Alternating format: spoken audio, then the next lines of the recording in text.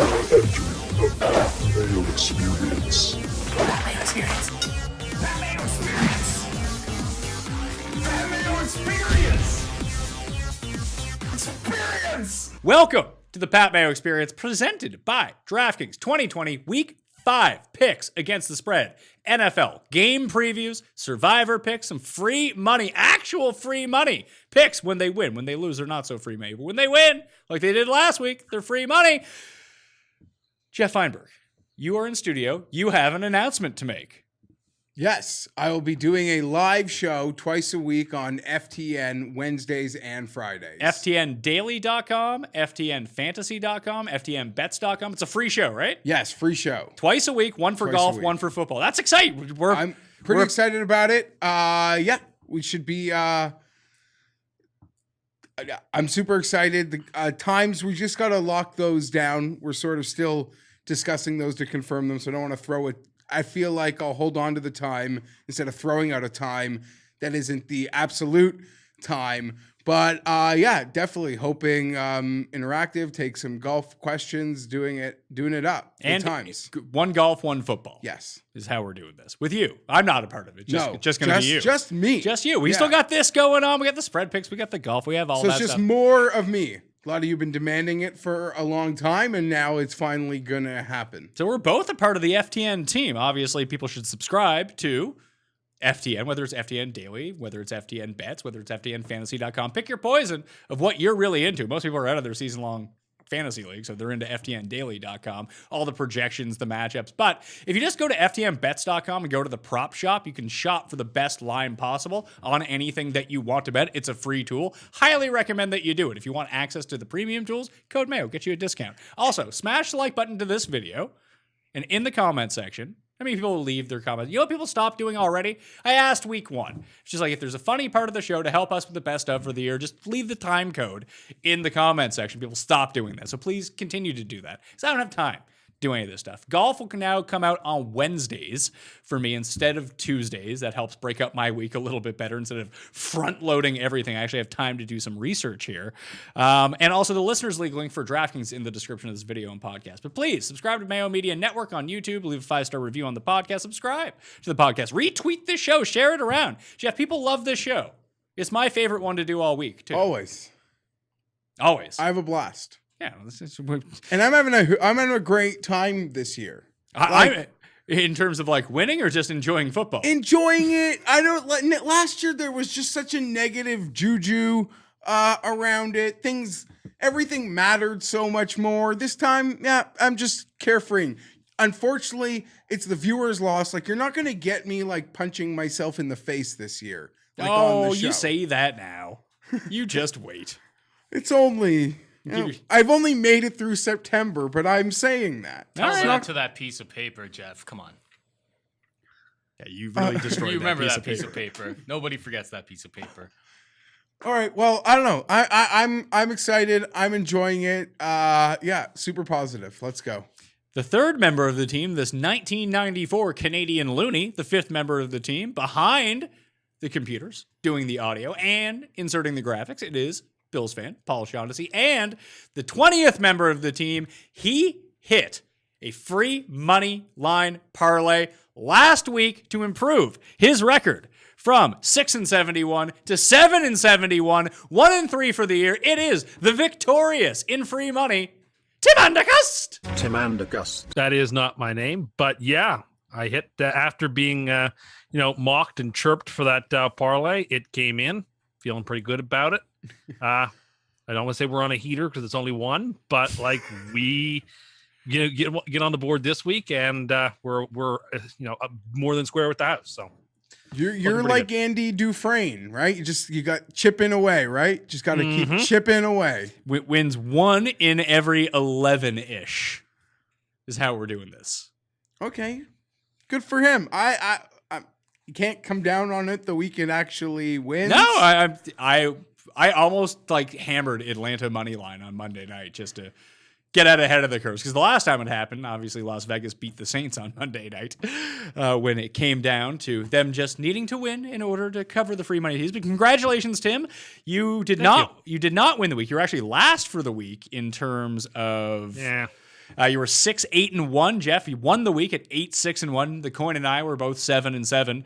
I'm 2 games above 500 for the year, and that puts me in the lead, which is a really pathetic state of affairs. My Superlock got taken off the board because the game didn't play, so I remained 2-1. Geoff lost for the first time all year. He's 3-1. Cust won for the first time all year with Green Bay on Monday night. Free money teaser, win, covers the spread for the Superlock, win. Great Monday night for you. Yep, and the Survivor, although tighter than it ought to have been, won on Sunday afternoon. So, all in all, not a shabby weekend. Yeah, you and I are both still alive in our show Survivor. Obviously, Geoff was out week 1 when he took the Indianapolis Colts. Too bad. The great Indianapolis Colts. Number 1 DVOA Indianapolis Colts. No, Tampa Bay is number 1 DVOA. They haven't posted it yet, but it looks like Tampa is going to be now number 1. Yeah. No, never mind. What? No, you go ahead. Say what you got to say. On my Superlock Sunday, was the Bills. I was all in on the Bills. Your that line, your retroactive Superlock? No, but listen, you got to own it. I guess water finds its level. I'm sure there's times where it's been the other way and it still worked out for me. But the Bills Sunday, that was my favorite game. And this is 2 times on this show I got in a bad Chargers line. And since I'm 100% on the Chargers, I keep pushing on these wins. Whatever. Doesn't matter. You're probably not going to push this week. And I actually think you won't even take the Chargers this week. And I actually think this is going to be one of those weeks.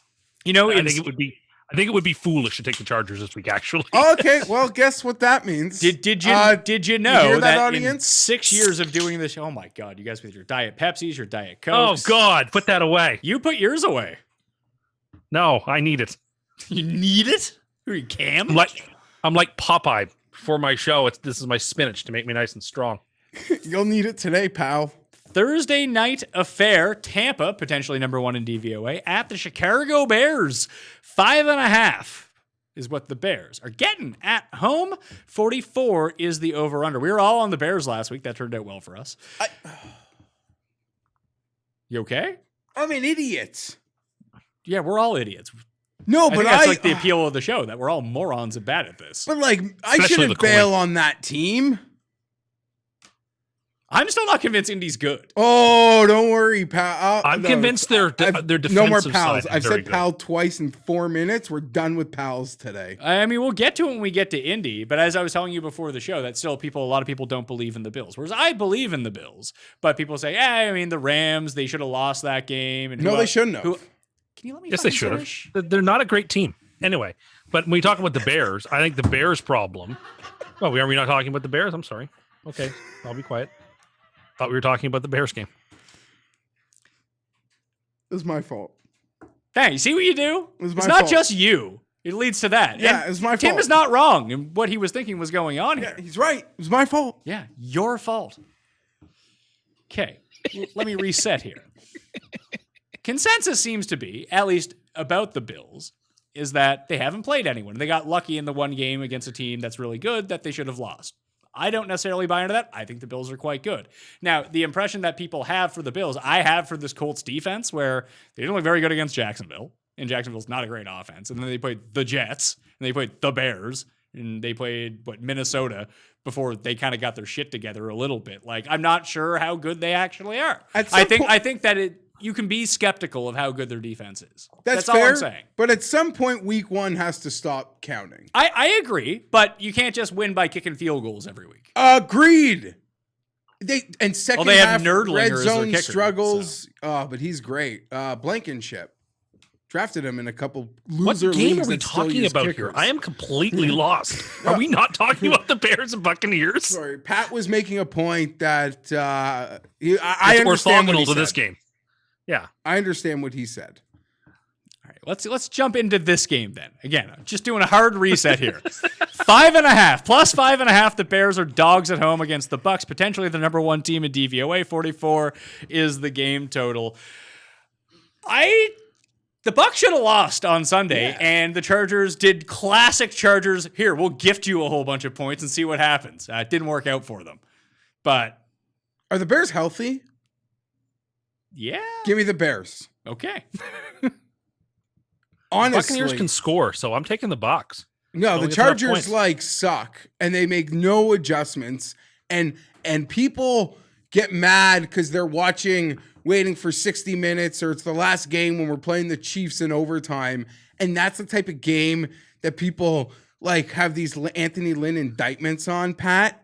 But that game Sunday had so many Lynn fingerprints on it that bother me so much. And we'll get to it in 90 minutes. But if the Bears are healthy, they should win. The Bears could easily Brady be throws 1-3 an ugly right now. ball. That ball should downfield. And it's embarrassing that Whatever. I gave up that many touchdowns to an ugly ball. Yeah, Whatever. The Tim's Bears right. should be 1-3. The Bears should be 1-3 right now. This should be a full 7. I'm only having to lay 5.5. There's value. I don't think the Bears can stop. The Bears can probably stop them. Fair enough. I shouldn't say that. But to win this game, they're probably going to have to score between 28 and 31 points minimum to win. I do don't not know. believe If you actually think that, then you should just be betting the over in this game. Well, you should bet the over in every game this year because you'd be a millionaire because every game seems to go over these days. But if you believe the Bears are going to win, the Bears have got to score 28 to 31 points to win. There's got to That's be probably not going to happen. No, I would say it works the other way. If the Bears win this game, they win it like 2017. There's got to Yeah, I be doubt that's value possible. on the Tim thinks there's value on the Bucks. I'd argue there's do. definitely value on the Bears based on the advanced line. And Tampa's getting groomed points for a game they should have lost, while the Bears are being deducted for a game they lost and they deserve to lose. I'm going to take the Bears plus 5.5 at home, but I just think it's a really bad spot for the Buccaneers here. Like, it doesn't seem like Fournette's going to play. He's going to miss the game again. Mike Evans isn't practicing. He's hobbled with an ankle injury. Godwin's probably not going to play. They just lost O.J. Howard. Well, that's not a big receiving threat. He is one of the best blocking tight ends in all of football. And, I mean, Gronk has been in the past. He hasn't been so far this year. But you're also dealing with a Scotty Miller injury. Justin Watson popped up on Tuesday with a chest injury. He may not play. They're just really running low on guys that I don't know if they can get the quick turnaround to have that consistency that Brady's starting to develop. But Brady's been really good on short. They've been good, and you could argue because they've gotten those 3 in a row now. This is like a team, because it's so veteran, that they know that they might have to concede some spots. Well, Brady outright has won The 8 of his division past. sucks. Go let ahead. him. No. Brady outright's won a lot of football games versus a lot of teams. would you He's like the- really good? Brady, really Would you good. would you like the numbers? Yeah. Or would you just like to continue to talk over me? Brady's really good.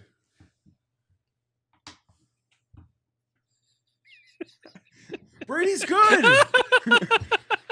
All-time great player has all-time great trend. But the last time these two quarterbacks played, Nick Foles was victorious in Super Bowl 52.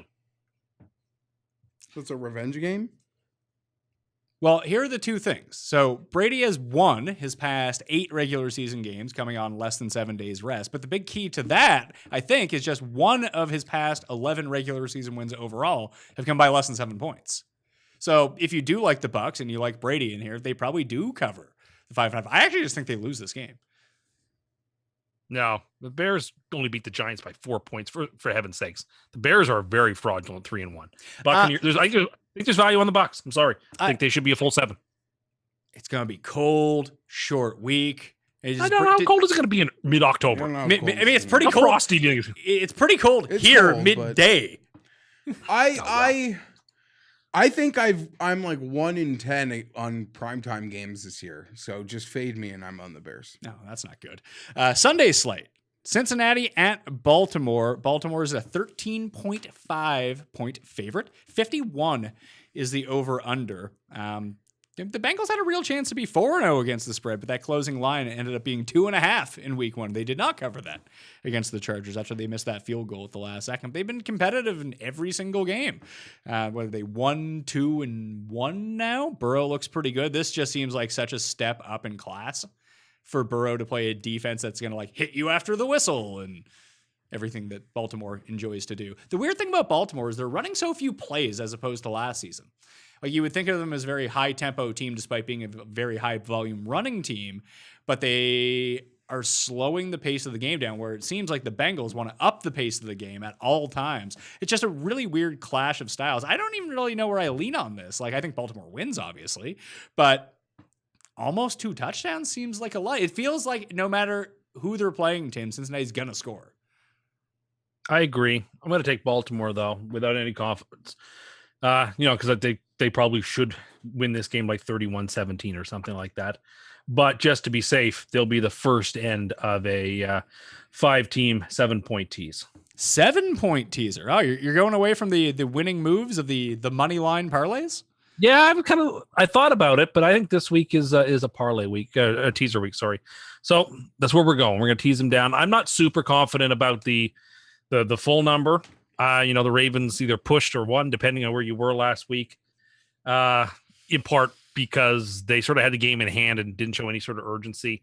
Divisional games it's tougher to do that, but like you said, you expect Burrow to get hit a lot. Who knows what happens? You can see this game becoming like 31-3 in the third quarter, and they just pull Burrow and they bench guys because they don't want to get him hurt, and then covers it. I don't know. I don't have any super confidence in it, but I'll just take the Ravens blindly until they really don't cover a number that's big.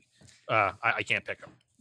Baltimore, as we mentioned last week, tends to blow out bad teams, and they covered their giant spread at Washington last week. I just don't think the Bengals are a bad team, though. I think they're kind of competitive, and Burrow's making them pretty good. It's funny. The Bengals are 0-13-1 in their past 14 road games, but they're 10-4 ATS in those games. They just kind of lurk back into them. I think they can do that here. I think Burrow just end up running or checking it up to T. Higgins. So I like Cincinnati to cover the 13.5. Yeah, I'm going to go with you here, Pat. I think they'll get the back door. I don't know. I think they'll make it might not even happen be a back easily. door. Yeah. I don't know. I was just on my phone here trying to find a stat that I put somewhere in my phone. I had to maybe throw some cold water on Burrow, but I can't find it, so I'm not going to say it. Was it Burrow won a lot of games, good quarterback? Because I think that's a pretty good stat.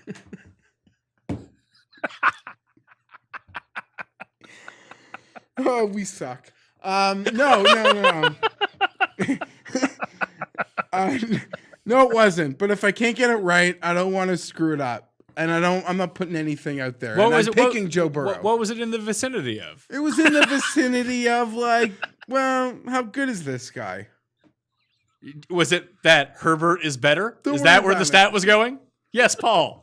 Are you going full Tim here, where every other quarterback in the draft that Herbert was drafted in is terrible now, except for your guy? No. Well, you did tweet out that shot at Tua Tagovailoa earlier today, and you can say, "Oh, that's pro Herbert all you want," but that's a shot at Tua, and we both know that it is. I can read that.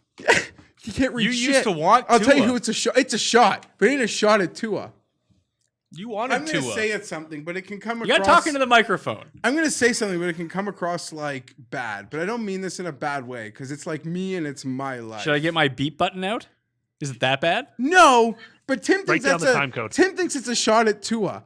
I just think to me it's a shot at my Nebby Jew Dolphin friends. Oh, okay. Not a shot at Tua, but you better believe if I was a Dolphin fan, I'd be. That's a shot at Tua. I'm sorry. It's veiled. It's not like a direct hit, but it's definitely like an indirect glancing blow. You're right. It's an indirect glancing blow, but it's not to make Tua nervous. I think he's sweating it. I'm not going to lie to you. Yeah, he's sweating my takes. Listen, it is what it is, man. Tim's on Ravens Island then, because the coin, you and I are all on And Cincinnati. we're gonna be annoyed at ourselves next week when we didn't pick Baltimore, who we know is just about this, but we think Cincinnati's not that bad, right? Yeah, I don't think Cincinnati's bad. I know I interrupted you again. I'm sorry. You're really. Were you doing lines in the bathroom before you came in here? You're all fired up. He's But triggered that he saw the Chargers at the back end of the show today. yeah, you're just No, not no. paying They attention were to the on Monday night Monday game. night. Yeah, I'm not an idiot. I know where that game is. I'll be eating a Thanksgiving dinner before that one. Oh, yeah, I'm not doing things. I don't really do Thanksgiving anyway. We don't really do it either. And I guess I'm getting because a there's free no range turkey for the first time ever. Are you cooking it?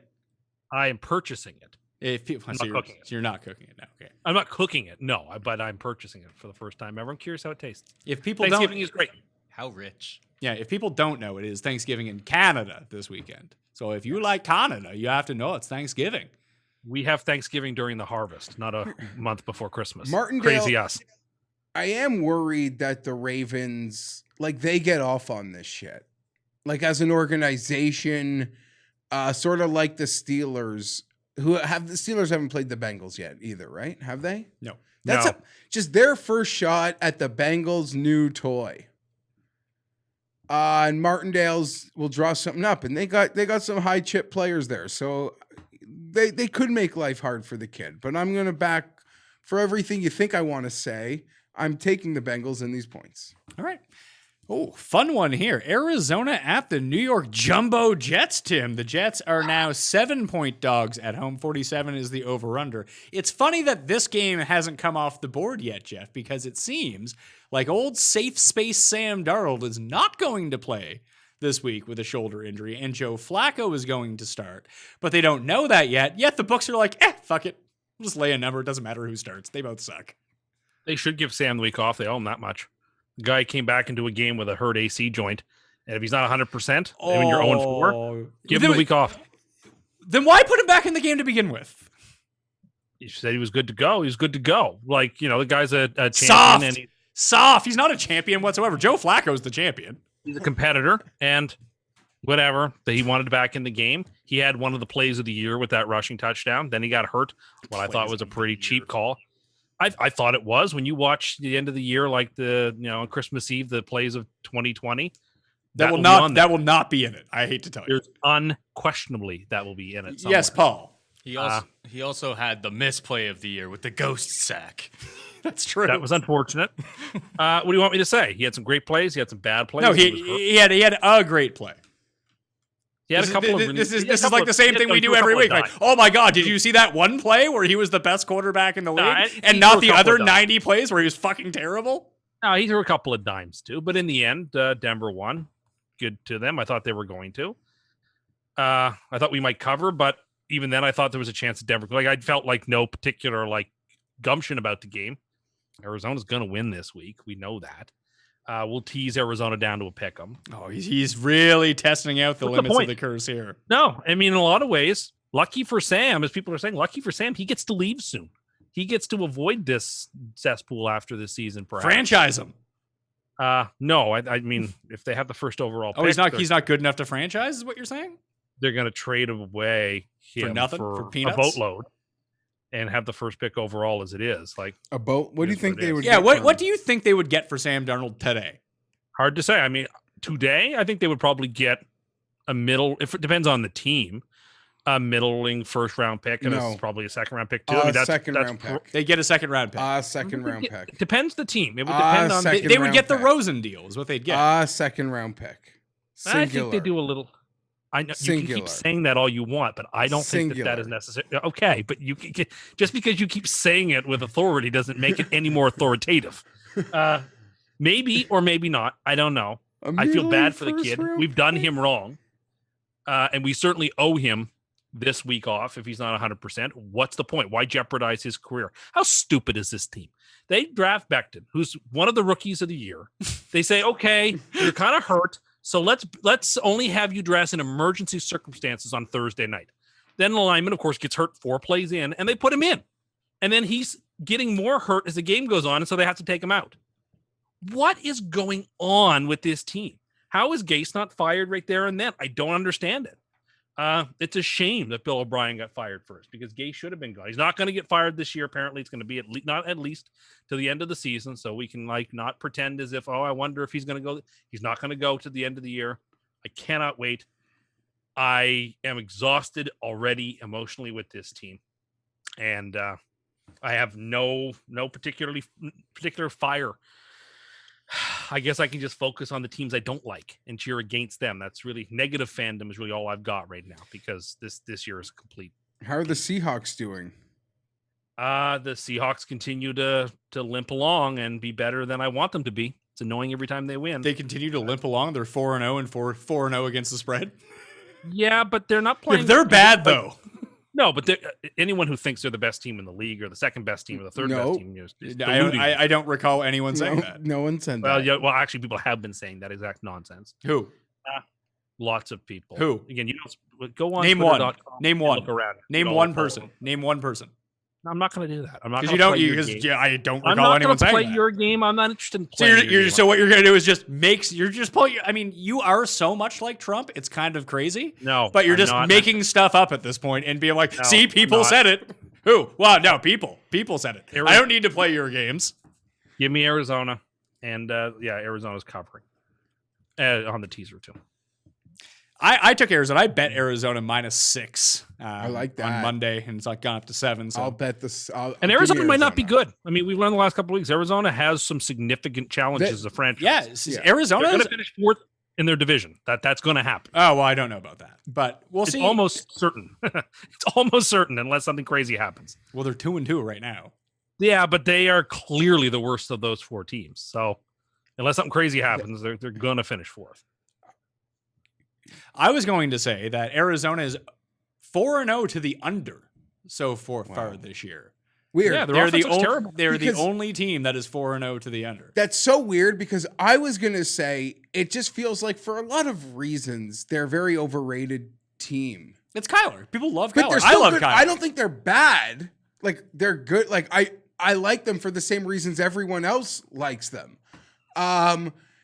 But in many ways, it feels like they could almost be like Falcons of a few years ago when the Falcons were like good but overrated. That's a great point. They are becoming what the Falcons were of the 2010s. Like you like That backing team them, you might like have that being one big year, but in the end, overrated. Kyler may have that one great year where he steals an MVP, the way Matt Ryan did, but in the end, under-accomplishing team. That does seem to be the way the Cardinals. Listen, this team can still write its story. The Falcons story is done. We know that one. This team can still write its story, and God willing, you have a Falcon year and you get to a Super Bowl and have that lead. And 99% of the time, you'll win the freaking game in the Super Bowl. I like that Tim's like writing off Kyler Murray already. Yeah, that was a weird Sam thing. Darnold, still he's got a ways to go. That I'm was not writing him off. I Yeah. love Matt Ryan. I think And- Matt Ryan's a great player. I think he's a borderline Hall of Famer. Not talking about Matt Ryan. He's No, but I'm saying that's the type of career projection I can see for Kyler Murray right now. But I don't. When I I say think it's actually a very Arizona's, reasonable comp. when I say Arizona's overrated, that doesn't mean I don't like them. I'm like part of that sort of galvanized, football fan that they're a team that we're sort of excited to be on and yeah, you to want to bet. be. We wanted to be there early on the Cardinals. But the bus is full. yeah, It's full, and I think there's opportunities in places maybe to pick on them, sort of like last week. the problem is if they hit the under again this week, they're not going to cover the 7. It's hard to constantly play to unders and then cover touchdown spreads. I don't know. 14-3 covers this number. Here's a thing, though. A team like that, I feel like they'll use opportunities against really bad teams to like really play with the toys. This is where like the toys get unleashed, I think, for Cliff in his football team. So Yep. I'll lay that number, and you're lucky you got a better one quickly. And that's going to go up more from 7, I Has would to. imagine. How fun is it going to be when Flacco looks awesome and uses all these Jets tools and the Jets win by like 20? What are you going to do, Tim? Shrug. I can't get juiced up about the team, right? The year's over. So what do I care? Do you already have 3 picks on your ticket this week? Yeah, he's 2. Baltimore and Arizona so far. Next game does not have a spread to it. There's 3 games that are off the board this week. So we have Bills at Titans. I say Found an early line somewhere. you have an early line? Yeah, I don't know that I believe it, but they have Well, Buffalo that's- by 8. Buffalo by 8? That's not Yeah, that's true. what I was looking at. It's That's like, not a real line. it can't be. It can't be what the. I mean, the number should be Buffalo by 3 or 4, but how could it be that high? So let's all agree on a line, which let's say Bills 3.5. Is that a fair line that we can pick our sides on? I'm getting nothing from you guys. I on mean, this one. I think that's fine. Yeah, I have no objection. I'm not going to Buffalo has to be the favorite. object it. Let's call it Buffalo 3.5. And it might end up being higher than that because it looks like the Titans might be down like 13 guys because of COVID. What do you mean Buffalo has to be the favorite, Tim? What's going on here? Because Tennessee hasn't been able to practice for a week and a half, and the Bills are coming off a win, off 4 wins. So I'm not saying, listen, I'm going to pick the Titans. I think the Titans are probably going to win the game, but the Bills are definitely going to have to be favored here. I think the Titans just are the type of team that just can grind a very finesse Buffalo team into Okay. the ground. two Tims. Buffalo are the I like Atlanta that Buffalo's a finesse team. Now. Hold on. I like They that. are a finesse no, team. no, no. They like to They're pride not. themselves as like They're not. a blue collar city that grinds the ball, but they are a blue collar city. But their team is sort of delicate. They're like an orchid or an astrid. And Oh, really? something- So it's like when one quarterback hurts his shoulders, then he can't play no more, and then the other quarterback hurts his shoulder, doesn't even leave the game. Not a problem. But that one guy, he's delicate, and the other guy's So not. This is a straw man argument. You're arguing against a position I never made. Well, you just called the Bills very delicate, and they I seem think to this have is a delicate and they seem to franchise have right and they seem to have the toughest quarterback in football, where the Jets seem to have like the softest. The Jets really emulate you. Like you're the softest person anyone's ever met. Not talking about the Jets. We're talking about the Bills. but you're Stop turning throwing. your back. I'm doing Paul's argument for him because he's switching the cameras, doing everything like that. It seems like you're just taking pot shots at the Bills for no reason. Not a pot shot. I think there's something wrong with finesse teams. I think they can, in fact, do quite well. New Orleans won a Super Bowl being a finesse team. Like that can happen. There's But no let's way the call Bills a spade are a a spade. finesse And the team. Buffalo Bills are not that tough, grinded out team. They just aren't capable of that right now. Maybe that could change, but I doubt it. Tennessee should be able to squeeze the life out of them, and they should be able to get them into a brawl where it's like 20-17 sort of type of game. And I trust the Titans to finish it out. Titans went to the AFC Championship game last year, won a couple of playoff games. Buffalo gave away a lead in the playoffs because they're not that good. So give me the Titans. Cool. Good thing this game's not happening in last year's playoffs. I agree in many ways with a lot of what Tim said. That's what Tennessee does. They are able to take very good teams with lots of high-end talent and squeeze the life out of them. When they're playing their best, that's what they do. I also agree with Tim that even the COVID thing with the Titans and the disaster it is, in a way, I mean, this team operates and can play football like it was played in 1920, where they probably game planned for like 2 hours or 40 minutes in the week. Like they have that ability to just like play this old style football that doesn't even need all the modern X's and O's. All that being said, as I said last week, and Paul put me on a sweet number for all the line dropping in the Patriots game and the Newton unfortunate COVID incident, and people wanted to bet the Chiefs, which ended up being good if you got there quickly. There were some or got there late. Or got there late. There were some soft Bills to win the division lines. I didn't out take there. it. Paul sent it to me too. I didn't take it. I gave you guys a minus 125. It's already minus 275. I love now. Which this. is foolish because they haven't played the Patriots. love So this That's team. why They're I underdogs in that division, in my opinion. As I said last week, we will look at the game that they played versus the Raiders in a month and laugh that like we had to lay 3 with Buffalo to beat Oakland. Although the game felt close at moments, it never really did feel close. The Bills just have like a weird third quarter, like 10-minute span where they got to get out of that. But yeah, I'm a full believer. I'm still of the belief that the Bills aren't getting enough credit, maybe, for being as good as I think they might actually be. Yeah, I'm taking Buffalo. I'll take Buffalo minus 3.5. It sounds like you are too. I do worry about what Tim raises. A very valid point. It's how Tennessee beats teams. Yeah. You just have to throw like 10 of the 11 people to stop Derrick Henry. Stop Derrick Henry, you win. Now, it's easier said than done, but that seems to be their only move right now. So, Cust on Tennessee. Cust Island on a lot of these games. Only one on Tampa, only one on Baltimore, only one on Tennessee. Could be a big week for you, Tim. One hopes.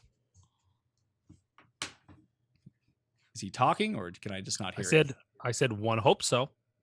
Oh, I can't hear you. Keep talking. Oh, okay. I don't know what to say. Is he talking? Yeah, he's Yes, talking. I'm talking. Are you excited for Lawrence? All of the Yeah, you're like the major outlets are consensus mock draft team at number 1 overall. Trevor Lawrence to the Jets. Get excited. Thing is, Are the you Giants mocking are yet? somehow- Are you Yes, like I'm talking. I'm still talking. No, are you mocking? Like, are you spending time No, reading because these things? because I expect the Giants to have the first pick overall and us to have the second pick. So I'm not allowing it myself to even get my hopes up about that. So you're gonna watch like Justin Fields play? I don't know. I'm not mentally prepared yet to deal with this. It's October. I'm I haven't made the turn towards optimism towards the future. I'm sort of just gazing into the middle of the gyre.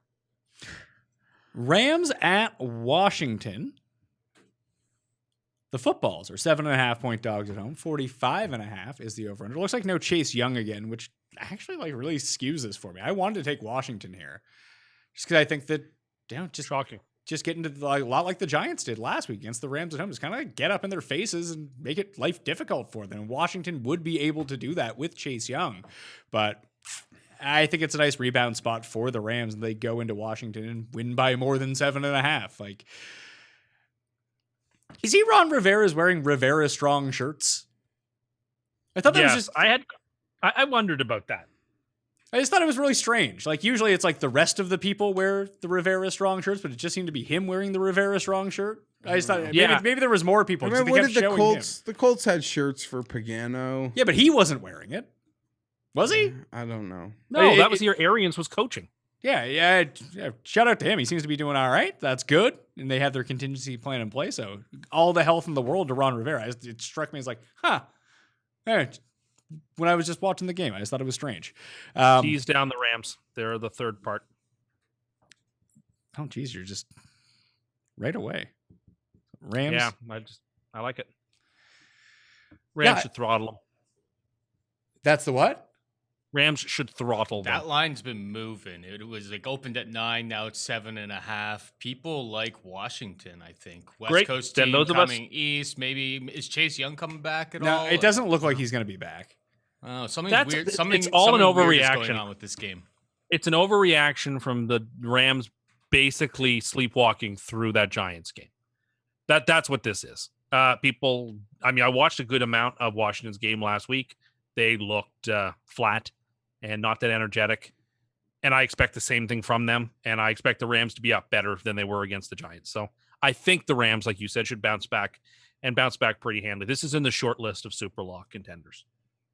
I'm not usually on the Rams along with Tim, who's on them every week. But this does seem like a really good spot for them. Just everything that Washington is supremely bad at, the Rams are supremely good at. And that just compounds how bad this can go for them.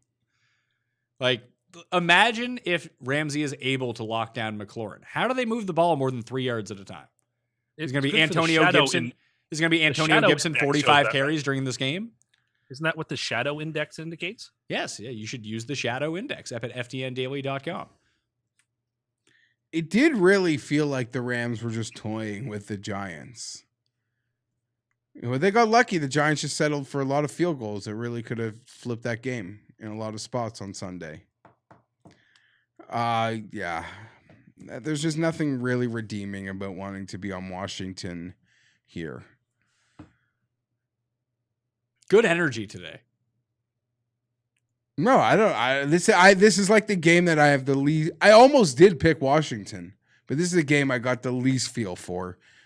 Give me the Rams. I don't think they'll be able to. I don't see a backdoor. I like the Rams here. Don't love it. Washington has lost 3 straight games by 14 points or more, so that's always fun going into it. So yeah, Rams for the 3 of us. The coin will go with Washington, though. I can see Washington developing to the sharp pick of the week, and they just lose by like 40. Philadelphia at Pittsburgh. This one's actually going to be kind of fun, I think. We'll see. -7. Pittsburgh's favorite at home. 44.5 is the over-under. Short-ish week versus coming off a bye week, basically, for the Steelers. Deontay Johnson's past concussion protocol, so he is going to be back this week. I don't know who is going to be on the offensive line for the Eagles, but they'll find people, and somehow they'll grind out weird plays. Wentz looked good for approximately 6% of the game on Sunday night. That was good enough. I like Pittsburgh -7. It feels like they should lay the absolute smackdown on these jabronis. You don't seem convinced. I don't know. I took like the Eagles. Why? What's the case for the Eagles? I was on the Eagles last week. It seemed like a dead pick before the game, and what do you know? After the game, smiling. I don't know. I think it's a lot of points here for an ill-timed. I don't give much credence to the early bye week, particularly an unplanned one. Say that again. Particularly an unplanned bye. It's not a conventional bye. So I don't know. I get it. I get why people like Pittsburgh here. I think this is a good, very fair number. But the Eagles, the Eagles and the Niners are probably comparable in terms of how good they are. They're very different types of teams, to be sure, but two very, very good teams. And Philly went in there and beat them. So I think they've definitely got a better than a puncher's chance. And a very short road trip for Philadelphia. Yeah, I like them. I just think they're going to cover. I wouldn't pick them to win. I don't or anything like that. I'm not putting them on a teaser, but I kind of think the Eagles will cover this number and win the game and lose like 24-20, something of that nature. Obviously, it's an NFL game. Anything can really happen here, but tell me the one place on the field where the Eagles are better than the current Eagles are better than the current Steelers. I don't know. I just think Wentz is playing better and will not make the stupid mistakes to keep the game close. Is Wentz playing better? I thought so. I thought he played very admirably on Sunday night. I expected a really, really bad performance out of him because I picked the San Francisco 49ers too. And I came away from that thinking, okay, you know what? He's still mobile. He can still throw. Collinsworth seemed impressed about him. And I was like, you know what? I can get into this. I think he's okay. I just can't find a spot on the field where Philly is better than Pittsburgh at this point. And I mean, to say that the Niners, there's two things here. Obviously, the Niners are incredibly banged up at the moment. Yes. And did you see what Tim did to the poor 49ers, Geoff? What, Mullins? He picked up Nick Mullins in fantasy. Oh, no. His arch nemesis. I have Mahomes. I had to have a backup plan in case Monday's game didn't happen or whatever. So what happened to Nick Mullins? Benched. So I think you should have been utilizing. The curse this entire time. Who are you taking, What Geoff? a shame. Pittsburgh. They should just beat the tar out of them. I don't know. Philly, it's like a smoke and mirror show watching them play that game on Sunday versus a beat up 49er team. They're going to get their guys back eventually, and I think they're going to look good by the time midseason comes along. And the good thing is, in this division, you can't really be out of it, no matter how many games you lose. They're winning right now, which is insane. That's a huge win. So yeah, I like Pittsburgh to cover the 7 here. Carolina and Atlanta, we do have a number on this game now. It's 2.5. The Falcons are favored by 2.5 at home against the 2 in a row. Matt Rule, best coach in football, led Carolina Panthers, 53.5. Well, Tim didn't want him, though, because he's not a good coach. Quality remember? coach. 53.5 is the over-under. Explain this line to me. So I'm going to take Carolina. And I feel like I'm just being ultimate trapped here. Me too. That Atlanta sucks. They can't do anything. It doesn't look like Julio's going to play this week at this point. They have a banged-up Calvin Ridley. Gurley, despite scoring 2 touchdowns, did not look good in that game. The defense sucks. Is this going to be the rally around Dan Quinn once again this year? For the second straight year to rally back after you're completely out of it? Because Carolina... No, the line smells bad, so I'll take the Falcons. That's basically the play here. They're at home. They're in division. It's less than a field goal.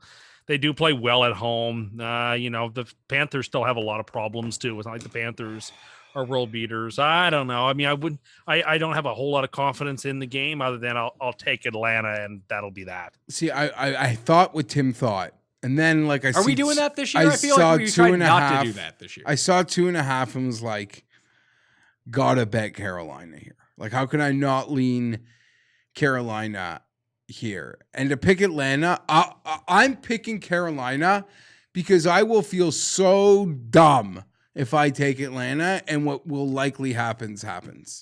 I'll feel way less dumb just being swerved by the Falcons, but I won't let them get me. And it's... I won't. Are we still giving home field 3 points? Like, is that even a thing at this point? No, but it does advantage certain types of teams rather than others. Atlanta being able to play indoors is a boon, I think. I think at this point, with that entire team hobbled up, it might really help out the incredibly fast offense of the Carolina Panthers. They just got speedsters everywhere. They do. And it's a short week for Carolina, too. Or for Atlanta. I get it. I get all that. But nevertheless, here I stand with Atlanta and feel like a dum-dum, but I have no choice. I don't want to play Carolina here. You just don't like Carolina. What's your bias against Carolina? Nothing. I like Carolina. I like Bridgewater. I like Anderson. I like McCaffrey. Like, they have players, even though McCaffrey's not playing. They have players that I like on that team. I just, I don't know. I just think that Atlanta's the play. I think the whole world's going to be betting Carolina. That's what I'm worried about. They're going to be I don't think that they are. People. Really? No, I really don't. Who's betting Atlanta? Nobody's betting Atlanta. You are, but you don't even bet. I may have Atlanta. Anyway, leave that be. I like Atlanta, but I don't think that I don't have super confidence in the game. I think more people will look at this line and do exactly what Tim just did. Like, oh, too short. No one's going to bet Atlanta. I'll bet Atlanta. These get worked. Maybe. You could. I'm not afraid to be wrong. You could. People aren't lining up to bet on Carolina. I'm real happy. I just was soft and for the most part for me essentially stayed away last night because I thought it was going to be a kitchen sink night for the Falcons, but I can't bet them. I don't care. Even when I lean the Falcons, I can't bet them anymore. It's over, right? Like it's over. And like, could they? I don't know the situation. I don't know the situation of other quarterbacks. And so you don't really move on from a guy like Ryan unless you have a better answer or your draft pick is so low that's just the choice. But we saw last year, like it's like a thing. Like if we're heading to an offseason now where it's like Dak and Matt Ryan and like, I don't know. I don't know the state of the contract, but it doesn't seem after last offseason, it feels like every offseason we can get a couple guys because no one wants to pay QB1 money when you're not QB1 anymore. It's funny that Tim had brought up the Kyler Murray, Matt Ryan comparison, which is kind of crazy to me. But no, I think it's actually pretty apt. Well, you think a lot of things, and they're just fucking not true. Okay. Matt Ryan's Matt Stafford. Like, the Lions and the Falcons are in exactly the same spot. What do you do if you have a chance to draft inside the top three? What do you do? I would much rather Stafford today than Matt Ryan. Okay. The arm seems a lot more alive. Sure, but if you're watching but those the question games. is, if you have Matt Stafford, where are you going? I'm standing pat. It's tough because this whole thing, like, what if Matt Stafford gets into like a good situation? Sure. But yes, I don't know where you're going. Are you beating 3 elite quarterbacks to win the big game? Like he plays for one of the stupidest teams in football. He does. That's what I mean. So it's like you don't want to give him a little bit of a boost. And if he walked into Foxborough next year, right? That team could win 13 games with him. But if he stays in Detroit, he could win 6 or 7. Like what if he's on the Bears? Detroit does stupid things with a coach like Bears are another stupid team. I know Matt Nagy is like, people like to think he's an idiot too at times, but I'm just saying it seemed like a bit of a, like not a horrible structure. Like I'm just saying, like I don't know. I'm not ready to throw stones on Stafford. I'd 100% want Stafford in my huddle opening day next year over Matt Ryan. I would agree with you. I would want Stafford over Matt Ryan going forward too. But I feel like both the Lions and the Falcons are just in this like perpetual loop now of what do you do with this guy who's been there forever? That a lot like the Chargers were. With Rivers. Like, and the Chargers went. If the Chargers had cut bait with Rivers like 3 years ago, they'd be in a better position today. And they're in a decent position now. Yes, they are. But the Chargers, like these quarterbacks do, just when you think it's time, they can kind of suck you back in again. Like the Chargers had that great 11-5 year, and Phillip was yada yada yada. And then Tim's picking him to win MVP. They were the best matchup of all time against the Patriots. Couldn't lose that game, as I heard. Yes. Yeah, no, that was a sad day. That was a game where it's like, wow, on paper, the Chargers have like 8 of the 10 best actual players in this game. Like, what's going to happen here? And they got absolutely slaughtered. But yes, you're right. But you look at like the Giants keeping Eli really screwed them. Like they didn't fundamentally build a team. Yeah, but he won them 2 Super Bowls. That's something that neither Atlanta nor Detroit has any. Or the Chargers. Or the Chargers, for that matter. Yeah. You're right. That got Eli more rope to hang himself with and hang the franchise with. Well, just you're not going to move on from a guy as quickly when they. Well, they tried to, and then the ownership said no. Right? Wasn't no, because no one wants to be that bloodless. And it cost. Who was the coach? Probably cost people their McAdoo. Not that he was going to stay anyway. Eli was second to McAdoo and costing McAdoo his job. See, it's funny, like of all of the bad teams kind of on the go right now, the most enviable position to like turn this around quicker is actually like the Vikings. You don't think Kirk Cousins is the guy? Well, he has a very short contract. Just get rid of him. Yeah. And then you can start your rebuild. Like with Ryan, like you're kind of stuck with him for the rest of his contract, it seems like. Oh, Vegas is in the same spot. They could cut bait with Carr anytime they wanted to. Yeah, but no one acknowledges Carr as being good. It seemed like Detroit. No, but he's not bad. He's been around for like 5, 6, 7 years now. At some point, you just become established. It seems like Detroit at least based on all those talks, that who knows whether they were put out by Stafford's camp or where they came from last year with certain trade rumblings, that a lot of like deep diving was done into there, where after this season, it seems like they can get out of a Stafford contract. If they want to. Yeah. Or I think it's that really like depends on how bad they are this year. If you're drafting high enough and there's a and who their replacement. new coach is. If their new coach wants Stafford or doesn't, wants his own guy. That matters too. No, Patricia's there for life, just like Adam Gase. I heard Adam Gase signed a lifetime contract. He's got that plaque. Don't forget, you're here forever. Exactly. That would be the ultimate. Or I really want Gase to get fired at the end of the year. New Jets head coach, Bill O'Brien. That would be amazing. The Jets would do that. If you think I'd be shocked by that, I wouldn't be. This Yeah. team is just that stupid. Yeah, the Jets. Just that stupid. The Jets, that's actually right up the Jets' alley, if you want to be honest. Oh, it is. It's totally up their alley. And I can see me now spinning like a top saying, well, how many divisions did he win? I don't even want to put myself in that. I can't trust myself not to make those arguments. And so please, for my sake, please don't pick him up. So just remember, before he was fired from the Texans, Tim, who did you call the worst coach in football? Oh, a million. There's more tape than you can shake a stick at of me saying Bill O'Brien is not just the worst coach, but amongst the worst possible coaches. Vegas at Kansas City. Kansas City's a 12.5 point favorite at home. 56.5 is the over-under. Kind of lean one of two ways on this. This feels like it could be a very sleepwalky game for the Chiefs, just like it was against the Chargers, where they do enough to win by they'll win by 10, but the game was never really close. But it is close. Like, if Derek Carr can really pull this off and they get an onside kick, they're right back. That's what last night was. But it never really happens. Like, the Monday night game was basically the floor game for the Chiefs. Like, they were bad.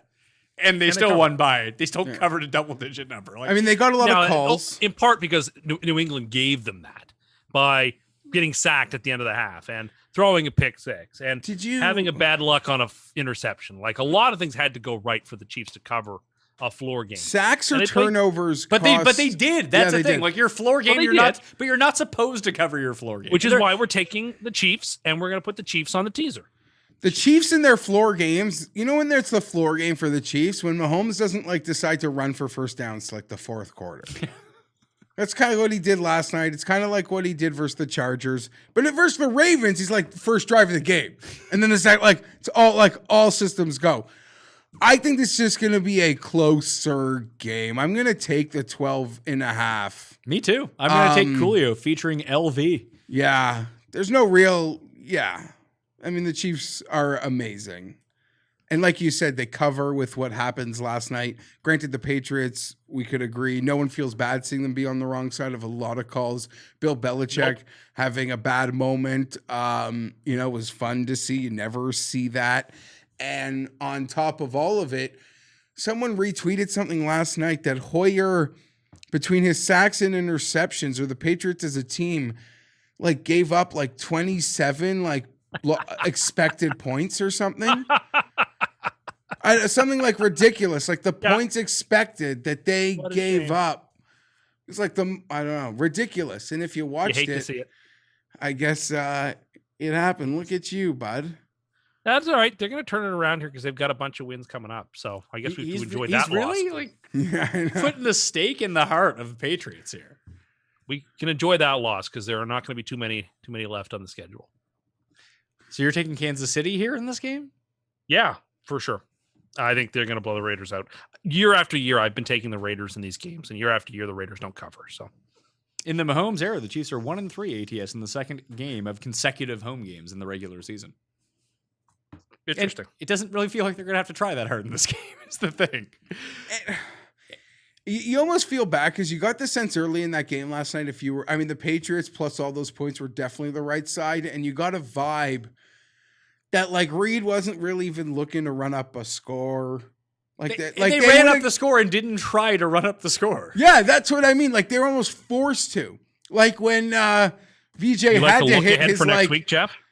When VJ had to hit his 3-foot putt to beat Mike Weir in the Canadian Open. He tried already to give it to you for free, man. But now there's just no choice. They have the Bills on Thursday night next week, so it's a look ahead to those vaunted Bills, right? No. I don't think the Kansas City's sweating anyone. Yeah. I mean, you could make the case that the Charger game ahead of the Raven Monday Nighter might have been built into something. The two MVPs, the AFC Championship game we didn't get. Could have been, but there's no way a team with what the Chiefs have accomplished is looking at the Bills. I love the Bills. I think the Bills could do great things. That could be a statement night for the Bills. That still means not much of anything for Kansas City. The last time they started 4-0, they won 7 games. So anyway, I know. JP Losman got hurt after he got sacked against the Cardinals that year, too? No. I think it was even someone else. Trent Edwards. Oh, yeah, that was at T. a Charger game where they went to like 5-0. T-Ed. That's too bad. That really Someone sad. called like my wife a whore. Jeez. Yeah, You mean at a Buffalo game? Yeah. Really? I don't believe that for a second. Yeah, but we were even in like the good seats at a Buffalo game, which is like relative. Were you wearing opposing team jerseys? Yeah, of course. Yeah, but still, that's what happens. Yeah, the game we were at to see the Lions play them, people were saying the most vicious things to Detroit fans. No, and like that was an 0-8 Bills team and a 1-7 Lions team. The vitriol was just disgusting. I was like, oh my God, you people. I get it if my wife's in like a Dolphins jersey, a Jets jersey. Like those games come with them. Like we're the Chargers. We're so harmless. You're 5-0. Like what do you care about me? But they're very Bills fans are a very self-conscious group. They know why. But I love them, and it's sad they can't be in their stadium congregating. Do you think that's helping the Bills? Yes. I know we like to say that, like, Orchard Park, the off. fans, it makes them so good. Maybe it ratchets up the pressure a bit too much. Maybe you can play free without the crazy people. Well, no, I agree. The phony Elvis and like shout. Bills make you want to shout. Yeah, you're in no fear of getting hit in the eye with a dildo at this point if you're on the field. But I will miss them next Thursday night when they lose like 38-10 and the fans aren't there to slink off in sadness. They don't slink off in sadness. They just go back into the parking lot and like power bomb each other through flaming tables. You've surpassed. Win or lose. Tim is just jealous that the best team in New York actually has fans, where Tim roots for a team that has no fans. Listen, as a fan of football, I'm all right. Like Tim's got his own thing going on. As a fan of just the league, I'm excited for the concept of a Allen to Trevor Lawrence, and then whatever Bill Belichick decides to do long term, because that'll be good. It'll just be Joe Flacco. Sure, he'll make for the Jets after he wins. He'll this make game Joe. He'll actually make Joe Flacco elite. Vegas. So I'm excited about that part of football. If the Jets actually are the nut low, Vegas is 4-0 to the over this year. The over-under in this game is 56.5. It's the second highest of the week. Doesn't this feel like an under? Can you even plausibly bet an under at this point, I guess? No, you really can't, even though both games went under last night, I think, right? the one thing I am worried about is there's so many injuries on Vegas that, like, if the Chiefs really want this thing, it's going to be a gong show.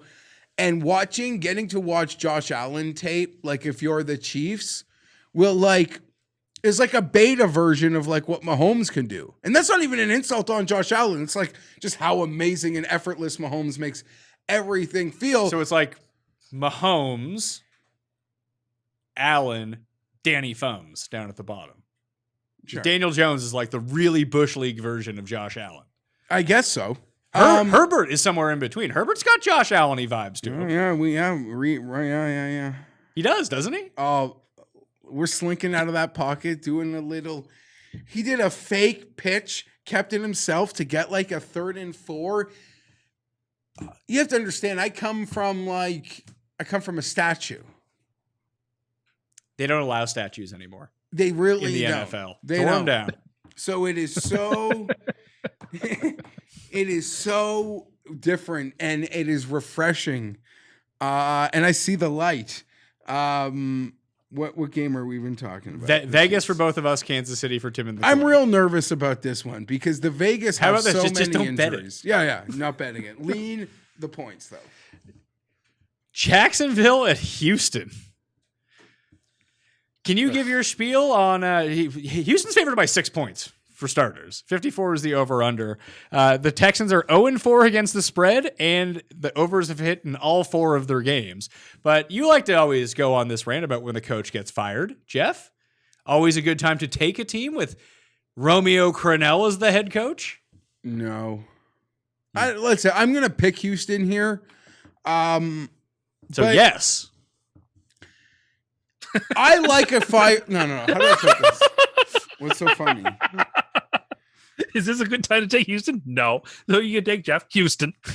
No, it's not about the coach being fired, though. It's just about the Houston's getting this win, and they're going to just be angry and take it out. And because it seems like there's some bad vibes there as it pertains to the coach, and a lot of subtext and some tweets from current players and former players that they see this as like a breath of new air and energy in the franchise to lose Bill O'Brien. Go on.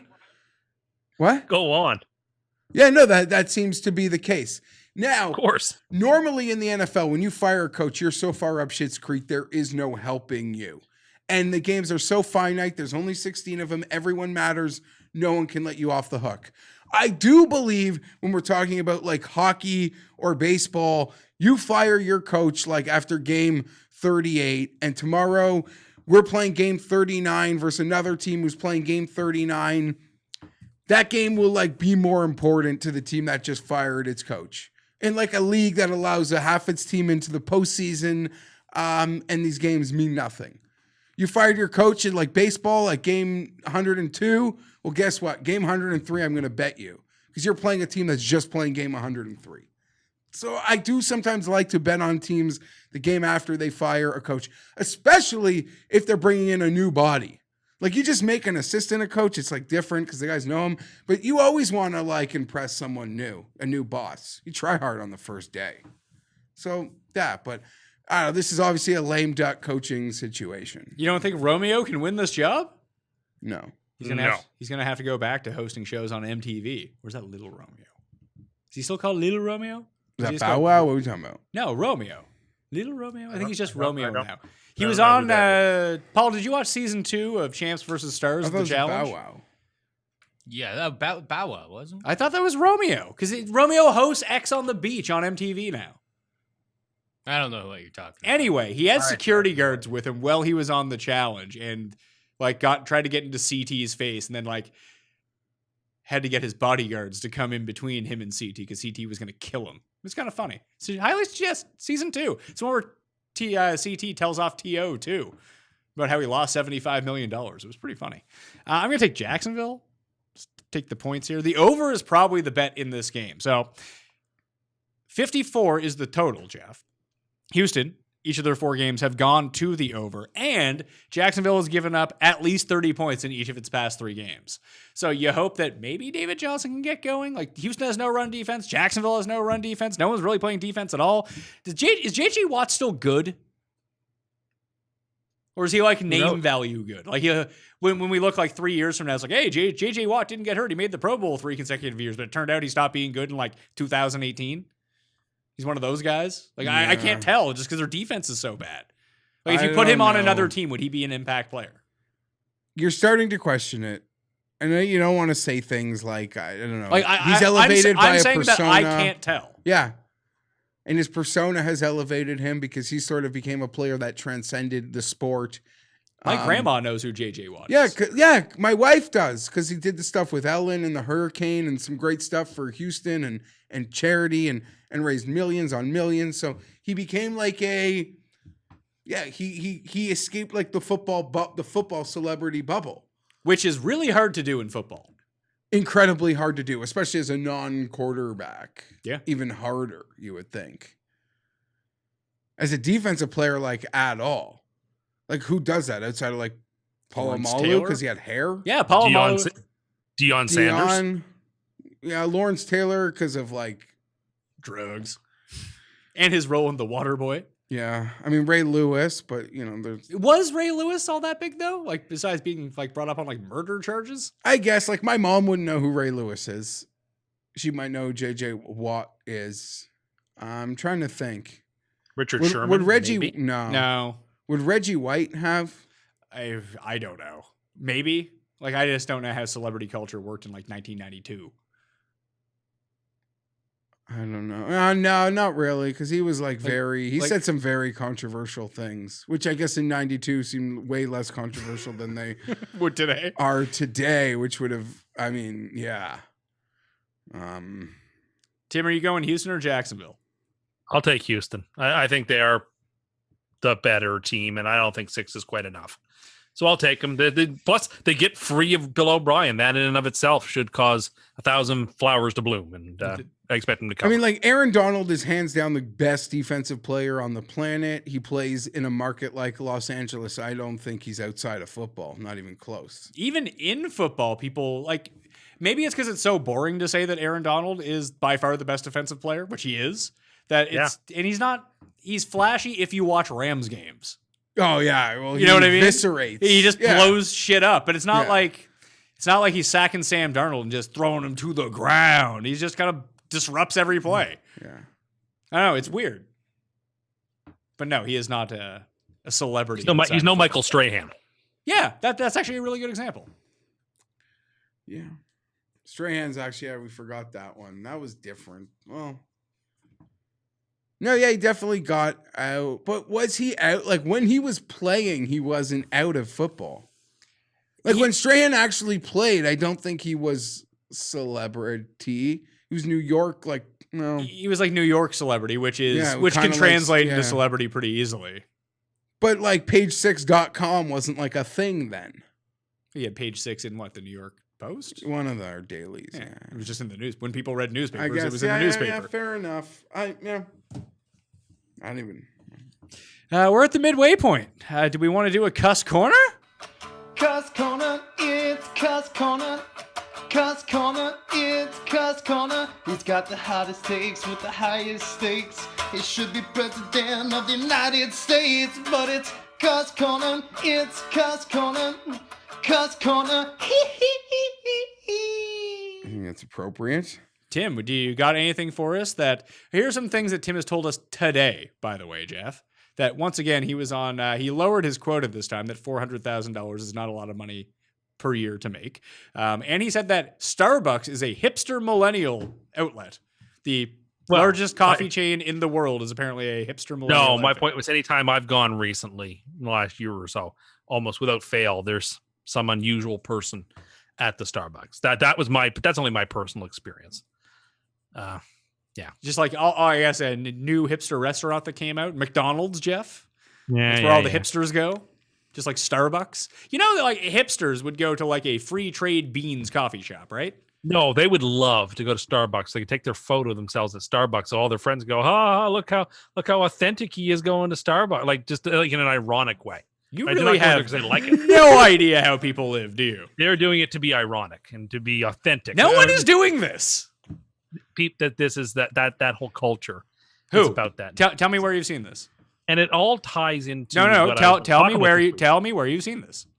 Just you see it online on Twitter and stuff. Do you? Like, give me an account where I can find here this. I am at Starbucks. Give me one account where we can find John this. Q. Lunch Pail at Starbucks having my coffee. This is literally how Twitter was used in 2008, like at its infancy. Well, that would make sense. With Tim would be like almost 15 years behind where the it would be like this, like status update of like what you are doing, as opposed to now like a Facebook post in 2005. Yeah, it was literally like I remember being on Twitter and like Larry Fitzgerald's like, "Oh, I'm at the mall. Like, come say hi." And Tim was already there, mall walking.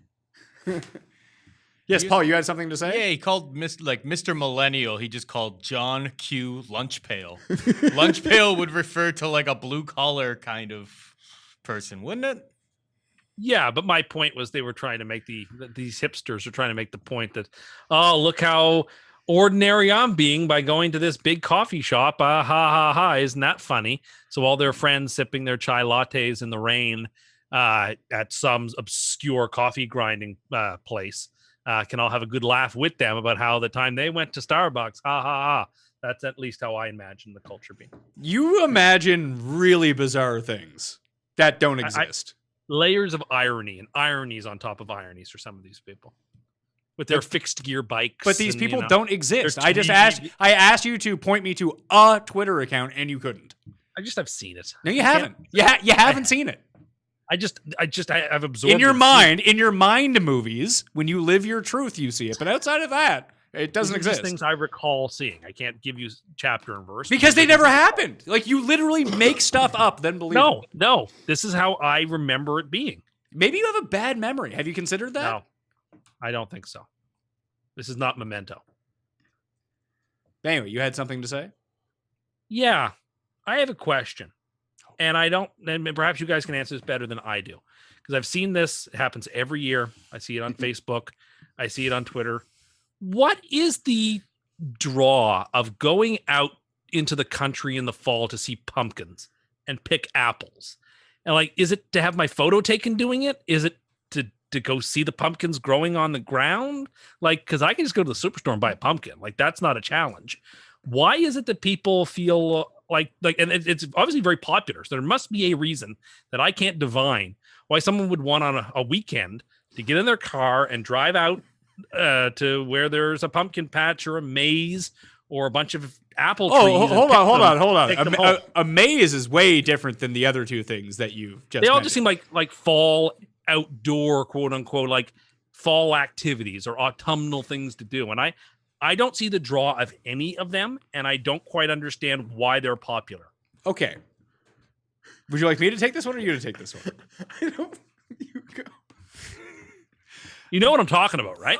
We know what you're talking about. We know what you're talking about. It's also, I mean, I can see myself going to an outdoor maze. That actually sounds like kind of fun. That's the whole thing. The maze would actually be fun. The pumpkin picking and the apple picking is like something you do with your wife and kids because it's safe to go to. It's something that'll keep the kids entertained. It gets you out of the house. And not everyone in the world, shockingly enough, watching this show is probably one thing. But most people on a Saturday or Sunday, they got time on their hands. They're not sitting down on their couch and watching football for 16 straight hours. But what's fun about going to pick up? Like, I've done it in the past, picked apples. Like, am I having fun? No, but I'm there with my 4-year-old daughter, and she's having like fun. a thing. That's why I'm asking. Like, do kids enjoy this stuff? Like picking apples and pumpkins? How many people have you seen go do these things that don't have kids? Yeah, I don't just see these. Except for Tim when you used to go do it, apparently. No, when I By was a yourself. kid, I would do these things and I didn't enjoy them. But you don't like leaving your house ever. Like the pumpkin patch in particular, I just don't get it. Like, why do I want to see a bunch of pumpkins? I can go buy A pumpkins. lot of these places, Tim, like, I don't It's know. not they'll really have, about like, the pumpkin. It's not really hayrides about the and- pumpkin, though. But it's like- called pumpkin picking, so it is about the pumpkin. It's not about the pumpkin. Because you just threw apple picking into the same thing. It's Like, all the same thing. In a couple months, my wife and I will take the kids to like a maple syrup farm, and I don't know, we'll walk around You and look at the trees. the tree. Like, I don't know. How much stuff do you get to do outdoors, by and large? Not a lot. Especially as besides going to the park as a family, like what are outdoor activities that you can bring 2 kids under 5 to go do? That's one. It's relatively safe. They can go around. They're interested in pumpkins or apples or maple syrup and how shit works. Like, that's what you go do. It's something to do with your family without breaking the bank, but Tim wouldn't understand because he's Tim too rich. Yeah, it is true. Like, I get going to wanting to, I shouldn't say this, but I kind of get like going to, if you want to go away for a fall weekend, like stay at a nice hotel and like get some nice meals and see some sights at a national park or something. Well, okay, hold on. No. I don't want to do that. Hold on. What is different between going to a fucking national park and going to like pumpkin picking? Well, they would have, one would imagine, better views, some curated stuff, like signs on a walking trail or something. Oh boy, Let's let's go to this park and stare at the signs. Sweet. I like to read the signs when I go places like this. That's how you learn things.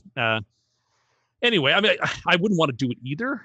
Just like driving to the store, I can see the leaves turning on the trees. Like driving to the store, I don't need to go to see the trees. But I know that some people like doing that. I just don't quite understand the whole day trip culture, I guess. It's not in my nature for the most part.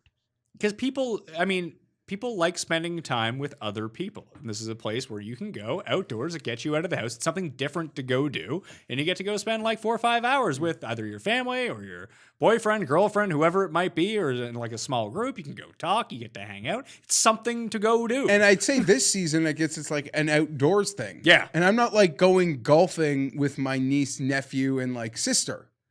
But we might go like apple You could bring the picking. kids. She could bring her kids. You guys go apple picking. Yeah, like it's just one of those things. I guess it's an activity. And like I was saying to you before, a lot of these places, they have like I fell off a farm. What? I was young. We were at an apple picking place and I fell off a ladder. So I have bad memories of apple picking. Listen, I'm not saying I want to go fucking apple picking or go to a pumpkin patch. I'm with you. It sounds like a horrible time. Tim, but it's one of those like baked in family things that you just end up doing. It's literally one of those Okay, that's things. why I'm asking. I'm not Tim, denigrating it. I'm sure there are good reasons for it. I just can't think of it. Oh, you want the reason? I'll give you the reason. That you can cut a hole in a pumpkin, it's all slushy inside, and you can fuck it, and it's like a better fleshlight, but cheaper. Oh my goodness gracious. That's terribly gross. Okay. That's awful. What I was gonna say is that I'll give you a reason. It's my wife says, let's do this, and we'll go early Sunday morning. And I'm like, you have me home by 1 and I can just watch football the rest of the day. I'm not gonna argue about you wanting me to go with you and the kids to pick apples for an hour Sunday morning before the games. As a loft living millennial, Tim doesn't have to have the considerations of others. It's just all about He lives on a lake. He's outdoor anyway. Yeah, too rich. Yeah. No, none of the stuff. I'm whoa, hold on. What part of that, what we just said, is not true? I'm not a wealthy denizen of some big metropolitan city. I'm just asking. Do you live in a loft on a lake? Yes, but that's not important. What is important is I'm asking why it is that, and now you've explained it to me in some detail, why it is that people seem drawn on a Sunday of all days to go out to do these sorts of things that I just would be wanting to check the scores 24/7 and not be happy about. There's no games on. I'm checking European golf scores. That's true. And I have been apple picking during the England game when they played like in England, the NFL. Oh. But whatever. That's usually the Chargers game. No. They get like one a year over there, don't they? Jacksonville, for sure. Yeah, it's Jacksonville, not us. Anyway, these day trips, I don't know. I guess some people like them. They're not for me. But again, you hate going outdoors. I'd rather be inside watching TV. Yeah, we know. Or playing golf. Yeah, but again, like golf is not an activity. No, I get that. I get it. I get what you're saying. No, I'm not arguing with you. I was asking a question. All right. Because I couldn't quite puzzle it out. I feel like we have successfully answered that for you. I think so. Right. I don't know how you couldn't figure that out on your own. Yeah. I don't know. It just seems like, I don't know. I just thought there may be something more going on here than what met the eye. Yeah. It's like hot club where we're like apple cider. Everyone's banging some banging tunes. Apple cider is trash in all forms. I don't like apple cider either. Alcoholic apple cider, non-alcoholic apple cider. It's all trash. I just don't like cider. I hate that when people show up to my place and they bring over ciders, because they inevitably leave some in my fridge, and then I'll think it's a beer later on and crack one and be like, ugh. The odd cider is okay, No, but pass. Hard pass. But I'm not a cider. There are a lot of things I'd prefer. Like it's no White Claw. I forgot you're all in on White Claw now after being all out on White Claw before you had it. Yeah, some of us are flexible. We aren't hidebound. Tim is like a basic bitch, isn't he? With all the things that he enjoys. What does that mean? How do you not know what that means? I thought you were in tune with the culture. I like to think I am. You're but not. I'm not familiar with that sentence. Well, you can go Google it afterwards. You can go ask Jeeves or whatever's in like your wheelhouse for search engines. Alta Vista. Alta Vista. You love yourself some Duck Duck Goose, right? No, Duck Duck Go. Duck Duck Go, yes. Have you ever actually used it? Of course. It's taken off.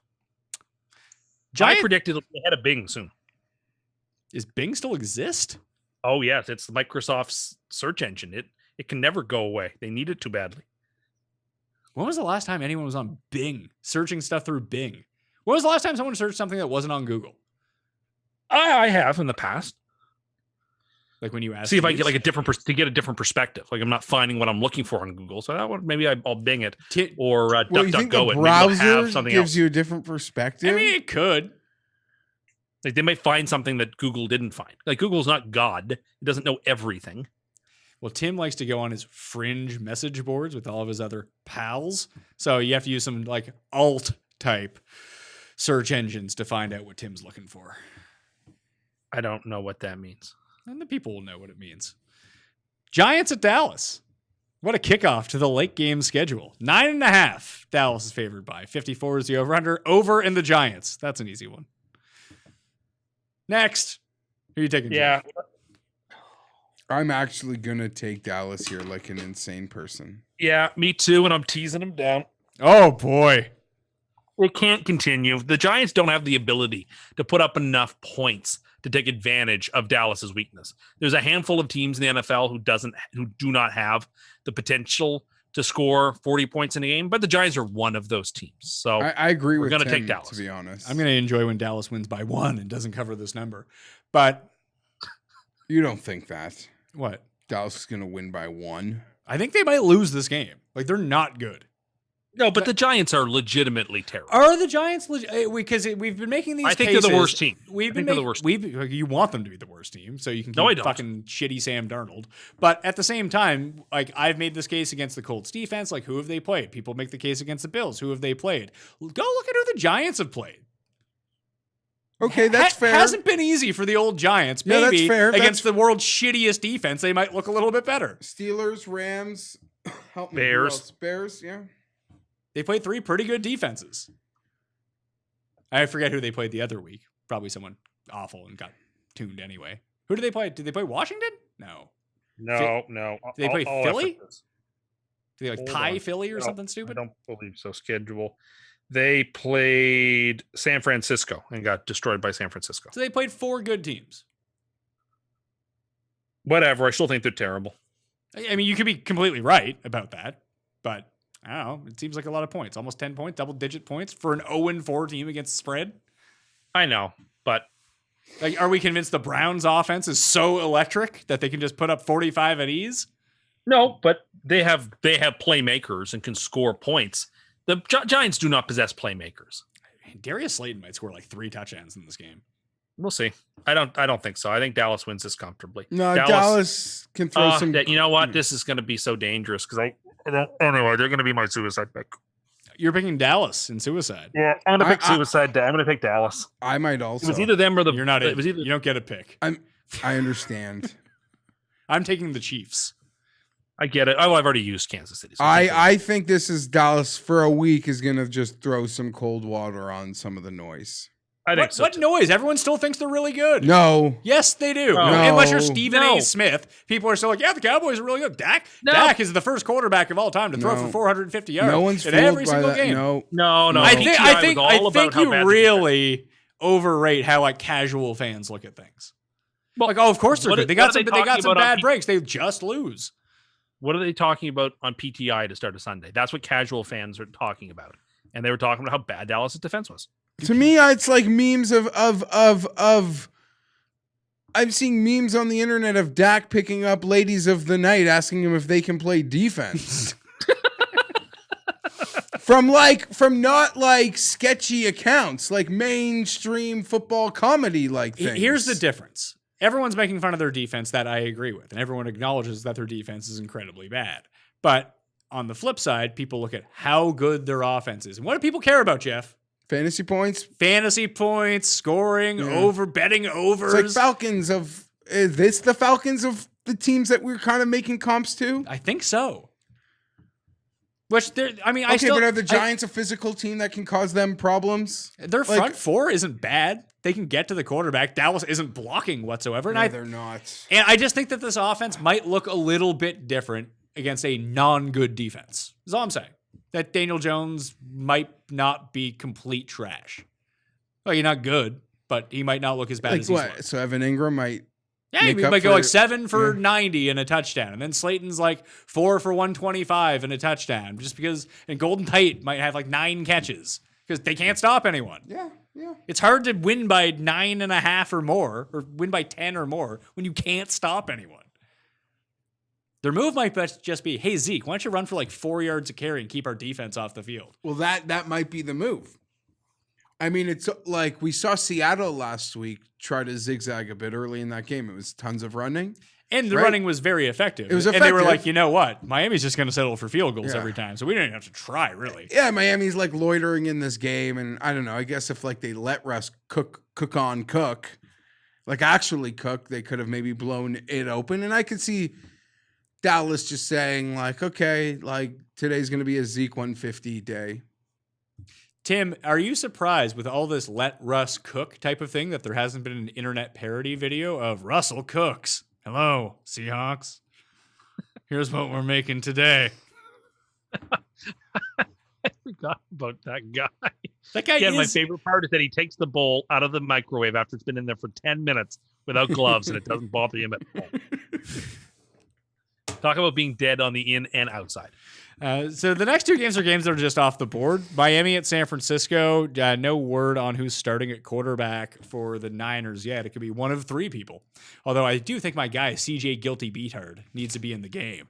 But Jimmy G looks like he might be back. So it's really tough to figure out. Let's set a line for this, and that's what we will pick again. San Francisco by how many points, Tim? 7. I was going to say more. I was going to say 8.5. Jeffrey? Yeah, I've got at least 8, 9. Well, what was it against Philly? 8.5, 7.5? 7. So you have to think that's more for the Dolphins, right? It went off at like 9 though versus Philly. Yeah. People didn't realize Tim picked up Mullins in fantasy. Call it 8.5 then? Sure. All right, so we'll call it Niners minus 8.5. Miami. You like Miami here? Just, I don't know, close. Yeah, I like Miami too. With 8.5, I like Miami. Yeah. Everyone's hurt on their defense. On the Niners defense. On the Niners defense, I mean. The Dolphins have acquitted themselves in every one of these games, even if they're not winning. Like they held Seattle. I mean, I think Seattle's overrated, but they took Seattle, well into the fourth quarter. They did it with New England. They've done it week in, week out. So Miami hangs around games, and if you're going to give them over a touchdown, you're going to be hard pressed not to take them. Give me the Dolphins. I'm gonna say the Niners. We got like the partial bad Fitzpatrick game on Sunday, where he's just tossing the ball to the other team. It feels like that's coming down the pike, like the 5-pick game, then the end of Fitzpatrick for a year and a half, and then he'll just randomly resurface with another team and be great for 4 games. Yeah, it started to be a story this week. Like, you got it. Like, where are you going? Where are you going at this? Floor's getting the questions. Like, okay, now we're going to week 5. Like, what's the deal? Denver at New England. This game also off the board. When would Miami's bye be? I think you optimally. It's the same week as the Jets. I assume you just want to set it up. November. You want to set it up in an optimal situation, and I know the Niners play the week before the Jets, and you get the Jets back-to-back games. Make you feel real good about yourself. Then there it is. I think you look at the schedule and you find the optimal situation to now make that call, which you hope is in the next You hope they don't have to wait till the middle of November, but still. Denver at New England off the board. So it could be Cal Ripken Jr. starting for the Broncos, and I guess Stidham for the Patriots. One would have to imagine. They can't start Hoyer. But can Cam play? I don't think so. And they're on bye the week after, so why bother? Yeah, but if he tests negative every day this week, isn't he allowed to play at that point? Know. I don't know what I don't know how the rules work. And I don't think the books do either. I think we have to presume that he's not going to play. See, I think that the reason that there isn't a line on this game is because they think that Cam does have a chance to play. Because I don't think that the line would be significantly different if it was Hoyer or Stidham. I really don't. You're probably right. Not something that they feel they couldn't take early action on, at least. Yeah, because how big? If Cam starts this game, what is the line? 9? -10? No, I would have said 9. Yeah. And if Stidham starts, what is it, 4.5? 5? No, I would say it's much different. I would say it's probably 7.5. No, Denver's terrible. No, 7.5 to 9. Denver is if it's terrible. if it's 7.5 with Stidham, it's 13.5 with Cam. It's I don't think so. No, I think that's right. There's no QB in the league other than Mahomes worth 6 points, probably, right? Maybe Rodgers. Like most QBs are not worth that many points unless they're superstars. And Cam's not that anymore. Yeah, but you're not talking about how many points that a quarterback is actually worth. We're talking about what the line would actually be, because what would people perceive it to be bet on? And the difference between Cam and these other two jokers is just fucking gigantic. I don't know if it is gigantic. I think Stidham is actually decent. I've been on that stance. I remain with that stance. I think there's a difference, but not a huge difference.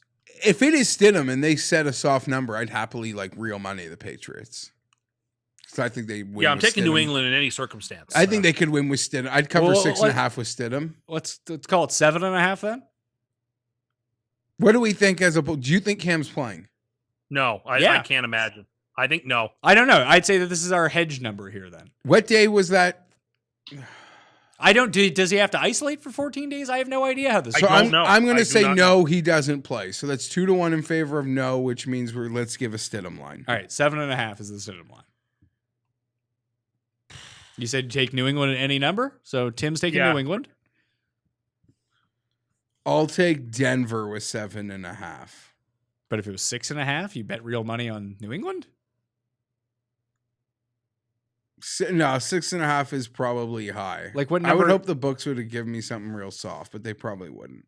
I mean, the bet here is New England, regardless of what goes on. Drew Lock's not playing. It's going to be ripping. You think that's going to turn out well versus a Belichick defense? Not a chance. They might score like 6 points in this game. Which, I mean, maybe it's enough to cover against Brian Hoyer or Jared Stidham. I have no idea, but I'll take New England minus 7.5. The coin is enjoying Denver. Yes, Paul, you have an update? Where did you guys see that Cam never had COVID? No, I said that if he tests negative during the week, could he feasibly come back and play? Oh, okay. I don't know if he has to isolate for 2 weeks or not. Like if he gets He like said he never had symptoms, but No, but he officially tested he positive. had a positive the test. second guy on the team that is tested positive. Who was the first? He was a practice squad guy named Bill Murray. There we go. Added for the Patriots. More COVID. So yeah, I'll take New England. India, Cleveland. This is actually kind of the game of the week.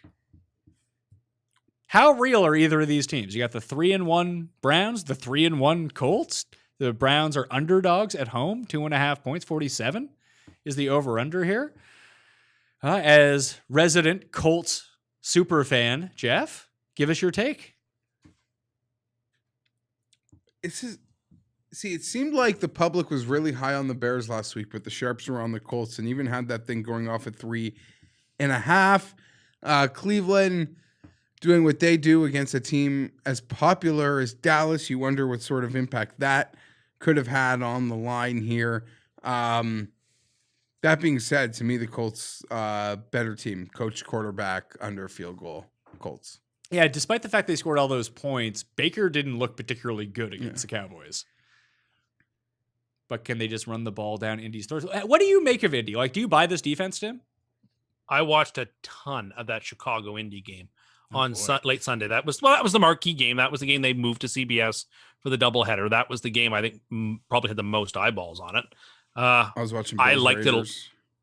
Yeah, but that was never going to be the game. Like I think that's that anyway. I think that replaced Chiefs Patriots on CBS was the Bears and Colts, and I was very, very impressed. For somebody who was far more skeptical of Indianapolis last week, I think I am guilty of thinking that week 1 game against the Jaguars matters, and it shouldn't matter that much. Weird things happen in week 1. I love the Colts in this game. I can't tease them because last couple of times I teased through 0, disaster struck. So there'll be no teasing of the game. But I really, really like Indianapolis here. I think the Browns are a phony 3-1. I think they're a 1-3 talent team with a 3-1 record. So yeah, I like Indy here. So Indy for Geoff, Indy for Tim, Cleveland for the coin. The one thing that did stick out to me for Cleveland was their defense is starting to look really good. Being able to shut down Dallas the way they did throughout the majority of the first half after like the 2 scores, like when they knew what Dallas was, they got comfortable with Dallas, what Dallas was up to, they were getting stops. And that's the one problem with Indy. Like, what are they doing on offense? Is it just try to get into field goal range every time and just win that way? High percentage passes. Yeah, stuff like that. The Browns won't be able to go coast to coast the way they did against Dallas. No, but if let's say this, just play this scenario out for me. Let's say the Browns jump up 10-0 in this game. What happens? I think they lose 31-10. Like, I love the Colts in this game. I actually don't believe in this Browns team. I don't believe in either of these teams. But when they were challenged in week 1 against the Ravens, their offense was bad. And like, now I just said week 1 doesn't matter that much. So we can't. No, take it matters too for much the Browns. it It doesn't for the Colts. No, it doesn't matter. But my point being that when the Browns have been challenged, the Browns are not like the 85, the greatest show on turf. Sorry. I think this offense is still got question marks, even though it does have playmakers. I think Indy's defense is legit. I saw enough last week where I thought, okay, I mean, yeah, the Bears haven't got a great offense, but the Bears can still score. They scored against the Falcons. Everyone scores against the Falcons. Against the Lions. They scored against the Lions. They scored against the Falcons. I'm sorry. I left that game thinking Indy's a lot better than I thought they were. And that was edifying. I love the Colts in this game. I think the Browns are dead in the water. Again, a very short team for Super Lock of the Week is Indianapolis. Well, Tim just told me everything I needed to hear. I think Cleveland I think it's a field goal game. If it's a field goal game, I'll take the points. That easy. Philip Rivers lost to an 0-15 Browns team in Cleveland once. I remember that. And I was at a game where I was getting hit in Cleveland, where I was getting hit with the remnants of Hurricane Sandy, and the Chargers lost like 6-3. What a shit show. This feel like the over-under in this game is 47. This game smells like an under. I don't like that Tim is so confident in Indy. Yeah, doesn't that seem kind of strange? Like it feels like Blankenship's their best player on offense. Like T.Y. Hilton looks done. Now you're relying on Zach Pascal and former basketball player, as we are told every time we see him on the field, Mo Alley-Cox. You got Doyle back, you got Burton back. Maybe you can get everything going on the ground with Jonathan Taylor, but it seems like they're going to try to run Taylor into the ground. And on the other side, they're going to try to run Kareem Hunt into the ground. Obviously no Nick Chubb, but it just seems like a very low scoring game. Like that feels Cleveland's sloppy. I think the defense will probably score at least once. You think the defense is going to score at least once? Yeah, Indy's defense. I do think so. I think Cleveland's a sloppy team. I don't trust them. Like, what would you predict the score to be here, Geoff? 23-14. 23-14. What do you think, Tim? I'll say 27-17. Although when I said if they jumped out to a 10-point lead, you just said it would be 31-10. Yeah, I was saying that to be a rascal. I don't actually think that. Yeah. Just sly guy. Yeah. Dangerous. I'm going to say it's going to be one of those scores that maybe has never happened in the NFL before. It'll be like 19-12 or something. Just some ludicrous score with lots of field goals, maybe a defensive score, inopportune turnovers from both quarterbacks. So I'll just take the points with Cleveland. Minnesota at Seattle. Tim, you were fake news on this show when you were trashing poor Kirk Cousins, who is a 7-point dog in Seattle. 57.5 is the over-under in this game. Didn't Kirk Cousins go into Seattle and win last year in primetime? That game was one. No, Seattle won that game. That was a Monday nighter. Seattle won that game. He's right. I thought that Kirk Cousins got his primetime win on a Monday night. No, he does have a primetime win. He doesn't have a Monday night win. That was where I was mistaken. I like... you want to take Minnesota, don't you? Yeah, I do. But they freaking suck. You know the over is 6-1 in their past 7 road games, and now they're playing Seattle, who only goes over. Except for last week, they missed it by a half point. Injuries, Minnesota. I want to take Minnesota. I'm going to take the points. Oh, I hate it. I am too. I don't love it either, but I just think Minnesota's got the type of team and defense and running game that can eat a lot of the clock and shorten the game enough to keep it competitive, sort of the way the Dolphins did. So this is the exact sort of game where I could see myself watching Succession with my wife by like 8:55 because it's 17-0. I think that if you're going to play Seattle all season long, that you either take them to cover the spread or you pick them to lose outright. That's the move with Seattle. Over. That's the move with Seattle. Because it feels like they are going to get caught one of these games. And Minnesota's new look offense, ever since Justin Jefferson got pushed to the outside, right? The offense looks a little bit better. And I don't disagree that, I disagree about the defense because you have Cheaton Harrison Smith who tries to kill people in games. Yeah. Apparently he's allowed to play this week, which he should be banned from football ever and take all away his college stats. Maybe not even allow his college team to ever play again. That's how disrespectful that was, Tim. I'm not going to defend him. Really? You're not defending a Notre Dame guy? I'm not reflexive like that. No, not at all. Yeah, I'm going to take Seattle to cover. Like, yes, Minnesota went in and beat Houston. Congratulations. Houston fucking sucks. They just fired their coach. It was a battle of two really shitty teams. And Seattle is not a shitty team. They are a good team. Like I said, I think they will eventually get caught. Don't think this is the week, so I'll go with Seattle. Monday Night Football. Saints favored by 8, Geoff. At home, 51.5 is the over-under. For the third time in a calendar year, the Chargers have lost 3 games by no more than 7 points. Yeah, whatever. The Chargers are due for a really bad game. And I think Michael Thomas is finally going to be back. And maybe the Saints aren't as dead as everyone thought they might be. Tim declared their game over once they got down 14 points. Well, I had the Saints on the teaser. Really? I had them. I don't have... No. Teaser's finished. There's 5 games on that teaser. It's over. Oh, okay. I like the Chargers here. I think it's too many points. I'm still not convinced 100%. I think this line is Saints 2017, 2018 Saints. I don't think it reflects 2020 Saints. This line should be about 5.5. It's 8. It's too many. The Chargers can have the type of quarterback that can keep them in games. I don't know. I don't see the Chargers winning by any means. I shouldn't say by any means. I think it's going to be like a 4 or 5 point game.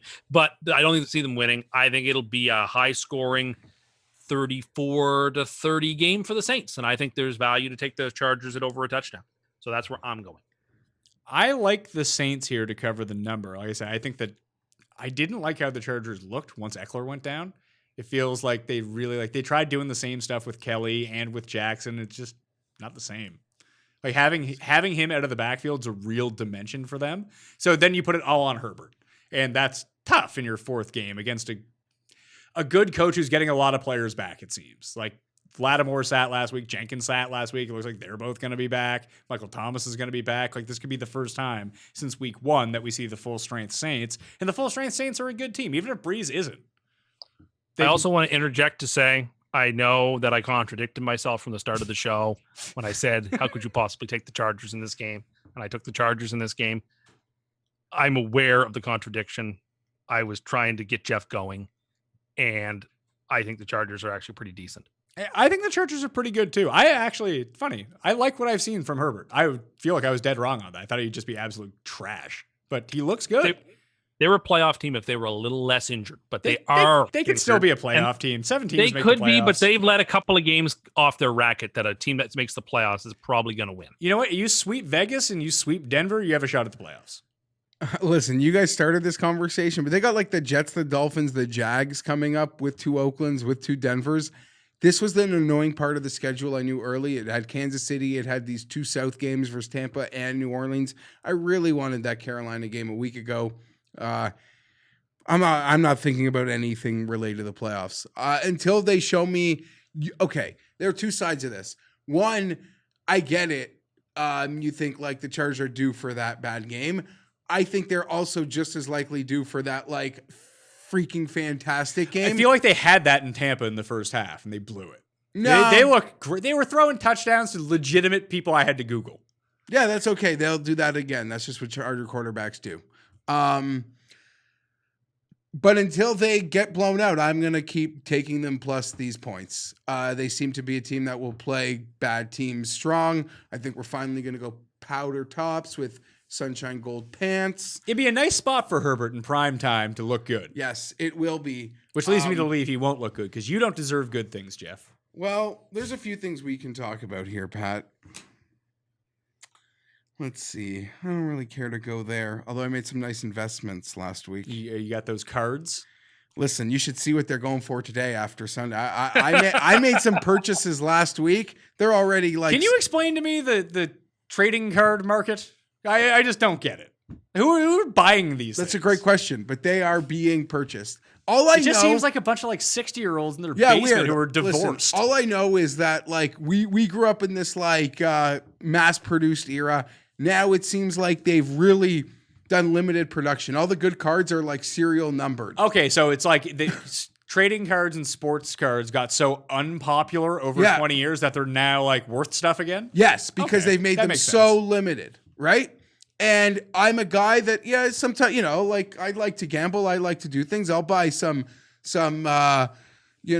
that Peloton stock is doing great. I can't buy stock in Justin Herbert. How did I decide I can invest in Justin Herbert? Was buying a slew of Justin Herbert rookie cards. I bought a stack, bro. I bought like a stack of Mosaic Silver Prisms.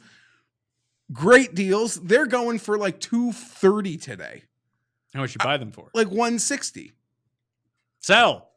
I could this sell. Is like when I bought those This is like when I bought those planters things after But Mr. then, Peanut and died. some other ones. And then a listener of the show sending me a great card. Yeah, no, I've put it out there. I've invested in this thing like a stock, and maybe I'll have fun. I'm not collecting cards. I just specifically bought Herbert rookie cards. I'm not chasing any other players. Can I tell you my one low moment of last week? Let's hear it. I don't even like reliving. Is one of them no longer rated 10 out of 10 because it's a bit sticky? No, it's nothing to do with that. Oh, goodness gracious. That's terrible. I'm so upset with myself. I made an epic miscalculation. So what they do now is you can't just buy you could buy the cards if you want. I mean, I have no interest. It's like, oh, maybe I'll buy a box, but I'm like, whatever I spend on the box, I'd better off just paying directly for the cards that I want. Right? That Like, makes sense to why me, yeah. waste money on buying the box when just spend money on buying the card that I would hope to pull from the box? Yeah, you don't want to open up your Beckett and say, oh, I have 8 Dave Babbage cards. They're all where he's the guy who isn't listed. It's worth But 1 what cent. they do now, you can and it's incredibly popular. And I've been counseled. I spoke to people that know exactly what they're doing, and I know I got good prices, and I got like a quick crash course. The best prices. Tremendous market for sports cards. So what they do now, Pat, is you could literally buy into what is called like a break. Oh, no. And it is literally like, I could show you right now. It is so crazy how much money like to buy a Justin Herbert break is today for a high-end box or boxes of cards, which means I buy into that break and I get all the Herberts that come from that break. But there could be no Herberts, but there could be like amazing, like limited ones. Oh my God. Here's So the it's like deal. a timeshare, but for cards. This is what I was rating on my pad. Is this time sharing? Oh no. Yeah, I guess so. I But feel you know, like the same someone's going to guys- hit it. But you sort of get what I'm saying, right? Yeah, Like, you're going to be the guy who's listening to Sirius XM Golf instead of the timeshare commercial. Be like, were you duped into a break for a sports card? Help me get out of your contract. No. And some of these breaks, like, it's not just one box. Like, you're buying into like a case. So there was one I let get away for a price that I would have paid. What I would have paid, at least what it sold for, and I would have upped that thing by a little bit. The biggest mistake I ever made was not only missing that break, which is fine. I didn't buy it. I was busy. I don't know what happened, but I missed the one I wanted to buy. 8 Justin Herberts. I decided a few days later that I'm going to watch it because they play them back. Wait, what? They're filmed. The They guy look back. films it. Like, you want to see it. Like, people like live streamed on a Periscope or a YouTube, but you could, like, this is the link. You've bought into it. It's like unboxing. Yes. Yeah, yes. That's So you're exactly literally what it is. watching him rip it, and you know what you've bought the rights to. And you can get Oh not my God. the second pack he opens is Mosaic. This box, these are probably like $7.50 Canadian a box. Like the pattern? That's what the brand is. Oh. It's a Panini Mosaic. Anyway, the second pack he opened, a Herbert Auto Prism that's probably selling for like $1,000. I just threw up in my mouth.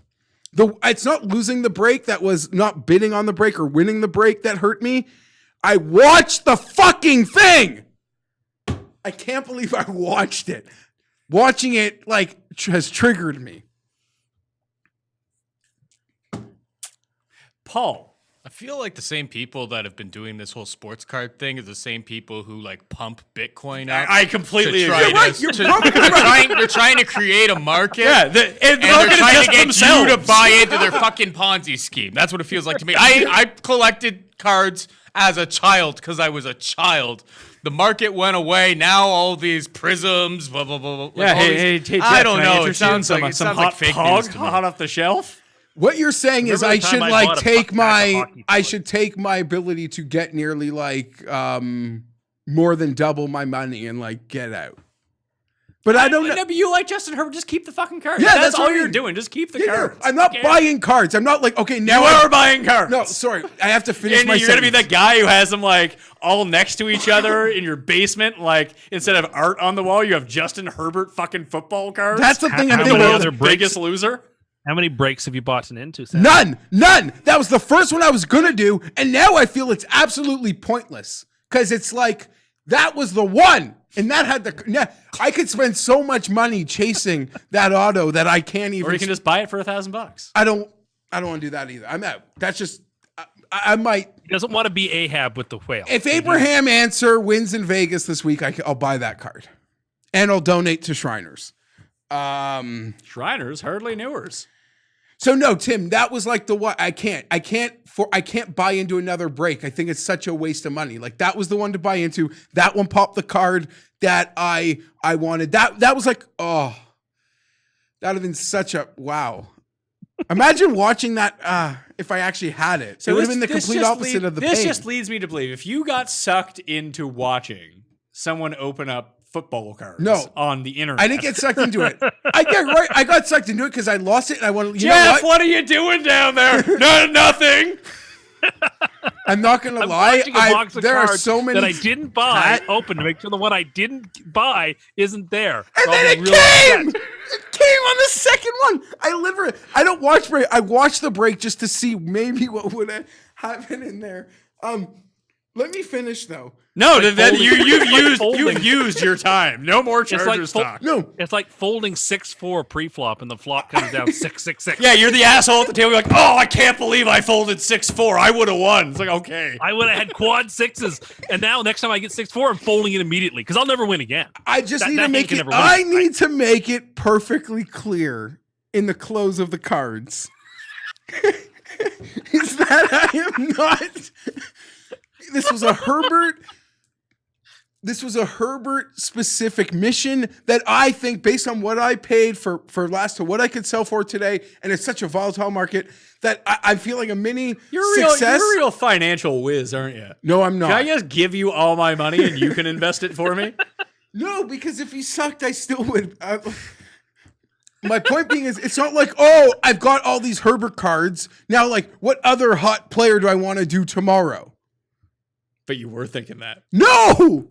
It's Who like, else can I break invest in? No. Matt Ryan cards, the new Kyler Murray. Matt Ryan. These two, like last week, Pat, like the prices I was getting my Herbert cards for compared to how much more the exact same cards of Tua were going. And then this week, there's like a flip in the mark. Like, You literally sound like me when I was in the 5th grade. When I won the Eric Lindros pog off my friend who had Eric Lindros posters on his wall. And he like had a meltdown. I do agree with any a of them couple come things you with said. bubble It does feel like it's this community of all the same people. A lot of them like Bitcoining, same sort of shtick. But I've invested in high-end product, limited run. So we'll see. It's just a little thing. I love these guys. This guy, I'm in. And to speak on that, let's just make sure it's still being offered, because I made a bet today that I'm bringing to the show. It's available to everybody on both sides of borders. What do you think Justin Herbert's odds to win Rookie of the Year are? 16-1. 16-1. Was I right? Yes. God, I'm good. Bet Max.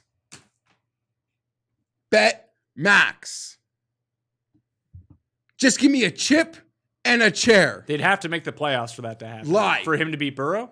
Is that why They you're making the talking Burrow playoffs? down? No, that's what I'm saying. In order to beat Burrow, they'll need to make the playoffs. That'll be his differential. Why do Paul you? has now deduced what has gone on here. You're just talking down Burrow at the beginning of the show. It's all coming together, Jeff. No. Burrow's a fine player. What is Burrow? Very fine player. Why can Burrow not make the playoffs, but Herbert would have to make the playoffs? Burrow's the number 1 pick. Herbert's like better. Is he? 302 a game. What's Burrow up to? He has a win What and does a it tie. cost to buy? Well, I wonder what it costs these days to buy. Yeah, how much are Burrow cards? Oh, way more. Because he's better. But they started hot. The thing on the Herbert market is Those like, mosaic Burrow cards are worth thousands. oh, they're Sure, worth with no, the they're worth prisms. big money. How They're worth big much money. are prism. mosaic baby Mr. Peanut cards worth? Very few, because if you get them, you put them. Can I tell you, Burrow's a like minus 105. Herbert is 16-1. I get the idea on the 16-1. I think there's a reason Burrow's minus 105. In the end, in December, if I get the starts, I'll get Your the wins. coach wants to start Tyrod Taylor. So Tyrod will get a game. He'll look like That's going to be great. So Herbert's going to have, 10 starts? No, he'll get a avoid game. lawsuits. He'll look like fucking ass, and then Herbert's performance will be risen because of Tyrod's horrible looking with the same shit. My point being, Burrow gets to 5 wins, he wins. Herbert gets to 5 wins, he wins. No, he doesn't. That's not true. What? I don't understand. Well, how many games did the Bengals win last year?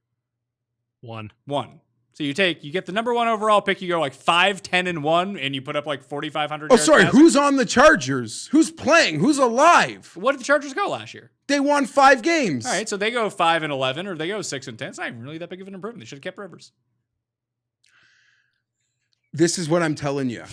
You could debate the Burrow. You could say the Burrow line is fair, and that's fine. The Burrow line is fair. And this isn't like a stats award. It's voted on by writers, and writers will vote for the number 1 pick. Yeah, and the eye in the sky don't lie. And the eyeball test is being won by Justin Herbert, and he's 16-1. Is and it won by Justin Herbert? Are Yeah, it people is. saying like according to your eye? Yeah, Does anyone else think that? No, I watched this stuff. I watched the film breakdowns of both guys. Herbert is making the better throws. He has the better players around him. Parham! This is like Tim thinking people are saying things and then believing in himself. I'm not thinking anything. You are. You just said max bet Justin Herbert rookie of the year, and At Can 16-1. you take down the insane person thing off my board? No, it's 16. You're not letting me make my goddamn point. it's a decent value. But what you're saying about Burrow is ridiculous. No. Burrow is the clear front runner, and he would have to actively lose it No, or Herbert can just win it. by making the playoffs. That's how he wins it. No, by being the better quarterback. By throwing the better ball. No, that's not even true. He could be the better quarterback and not win the award. Okay, shut up for 1 It's second. not Let that- me finally make the point. No, you sitting here all triggered, live in reality for a fucking second. No, I don't disagree. The Burrow line might be You fair. seem to do disagree. No, here's the fucking point. In a month from now, in 2 months from now, it's going to be Burrow pick'em, Herbert plus 125. And right now, it's Herbert plus 16. Yeah, so you can get the fuck out of it, too, if you want. Just wait for Tua to just start 2 games against the Jets, and he'll be a bigger favorite because people like Tua more than they like Herbert. Oh, my God. Herbert's going to go on TV on Monday and just upchuck Kamalu. That'll be great. And they'll lose like 40-20. Whatever. They'll be like, he's the best quarterback of all Whatever. time. And the Bengals are just racking it up. They don't even look like they're the same fucking guy. One guy got to be the quarterback in the training camp at least. Did I hear the name Parham? Parham. Donald Parham, XFL Yeah, star. You should be Herbert happy wins to the have that XFL guy. Rookie of the Year. You guys should play double tight end sets. That guy's a star. He is Home 6'8". for Parham. for Burrow. I even know the guy. What the guy that scored the first touchdown had to beg the coach to play, and Lynn's so stupid he let him, and then he scored. He played 1 snap, caught 1 touchdown. At 16-1 is fine value for Herbert. I agree. Max bet. I just think that it's a losing bet if Burrow stays healthy. They want to give the award to Burrow. They like giving. But on the other hand, they like to give the award to Max the bet. number 1 pick who plays well. But on the They other do. hand, max bet. You seem really fucking confused for a very easy concept. It does seem. I don't understand what you're saying. They like to give. Yeah, they like. That's because there's never been, like, if there isn't an option, by de facto, they'll give it to the better prospect. I mean, The guy that wasn't supposed to play, the guy that was supposed to be shit, according to so many of you, that looks great, gets risen by the tide. I appreciate that he looks good and you're excited. This is. You're now claiming like Burrow looks bad. No. Burrow's been fine and Burrow's been good. That's fine. And that is fine. And He's playing for a worse team. You need to pray that it's like the year Robert Griffin won the Rookie of the Year over Luck, even when they both made the playoffs. The because Chargers Griffin was just more team flashy. that gets trotted out And no one right cares now about the Chargers, is too. That not helps. is That no doesn't one help. fucking cares about the Bengals. They care about Joe Burrow. He's the number 1 pick. They care about any good young quarterback in football. I don't think we're The going to team, resolve the this team yet. the I think we're wrapped Chargers, around the team axle the here. Chargers trot out right now is not much better than the Bengals, if better at all. The fuck is that O-line? Storm and Norman, Oh, Pipkins, I believe Jeff's earlier. Tevy. you believe Jeff said earlier that he wasn't going to get mad about it. No, I'm not going to punch myself. I'm excited about this season. I'm excited You don't about even this. seem excited. You just seem mad. 16 Well, to I'd 1. be mad too if I missed that $1,000 break. 16 to 1. 16 to Mosaic. 1. You know, card doesn't come around very often. 16 to 1. But you're also not even playing against Burrow because who's in between those two? Like, let's say Jonathan Taylor ends up with 12 touchdowns. He Doesn't might work win. like that. Clyde Edwards-Helaire. So please tell me how it does work. I spelled out to you how it does work. Okay. But you didn't want to agree with me. I'll tell you exactly how it works. Okay. It's won by the quarterbacks, and it's won by the quarterbacks who looks the best. That's it. Running backs tend to win it more often than quarterbacks, though, right? Because they're so rarely good quarterbacks. That's why there's always a pig who takes handoffs. There's not always multiple rookie quarterbacks. I'm just telling you, the lean toward from the writers will be towards the number one pick. The guy that they watch more. These guys. See, now you're being an idiot. I'm not. I actually Because think everyone gets watched. Everyone gets watched. Not everyone gets watched. What are you Yes, talking everyone about? gets watched by the people that vote. Yeah, do you know who votes in these things? It's a national. Every game is goddamn national. There's no local fucking TV showing a game. Yeah, you think every one of these writers is sitting down watching all 16 games every week? You really think that? No, not all of them, but they don't all. You're making it like a quarterback would get missed or like forgotten. It's impossible. I'm not saying he will get forgotten, but the lean will go towards the higher end prospect who people tuned in to go watch. And if they tuned in to go watch him, no one tunes in to watch him. They're watching the fucking you game. don't. You don't, because you're too busy watching the Chargers and Herbert. No, I watch them all. Every rookie quarterback I like. Football fans like watching the rookie quarterbacks. Every game is national. No one is appointment viewing anything.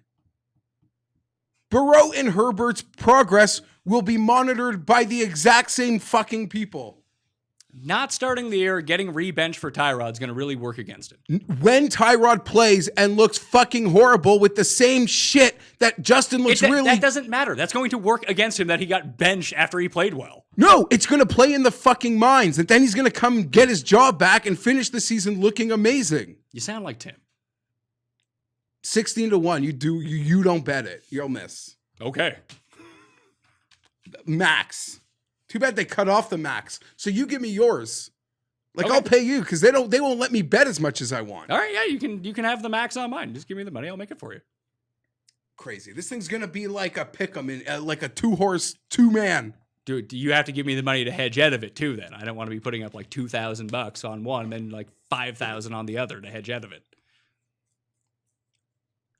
I will admit with you, Geoff, is Burrow 16 times as likely to win Rookie of the Year as Justin Herbert? Probably not.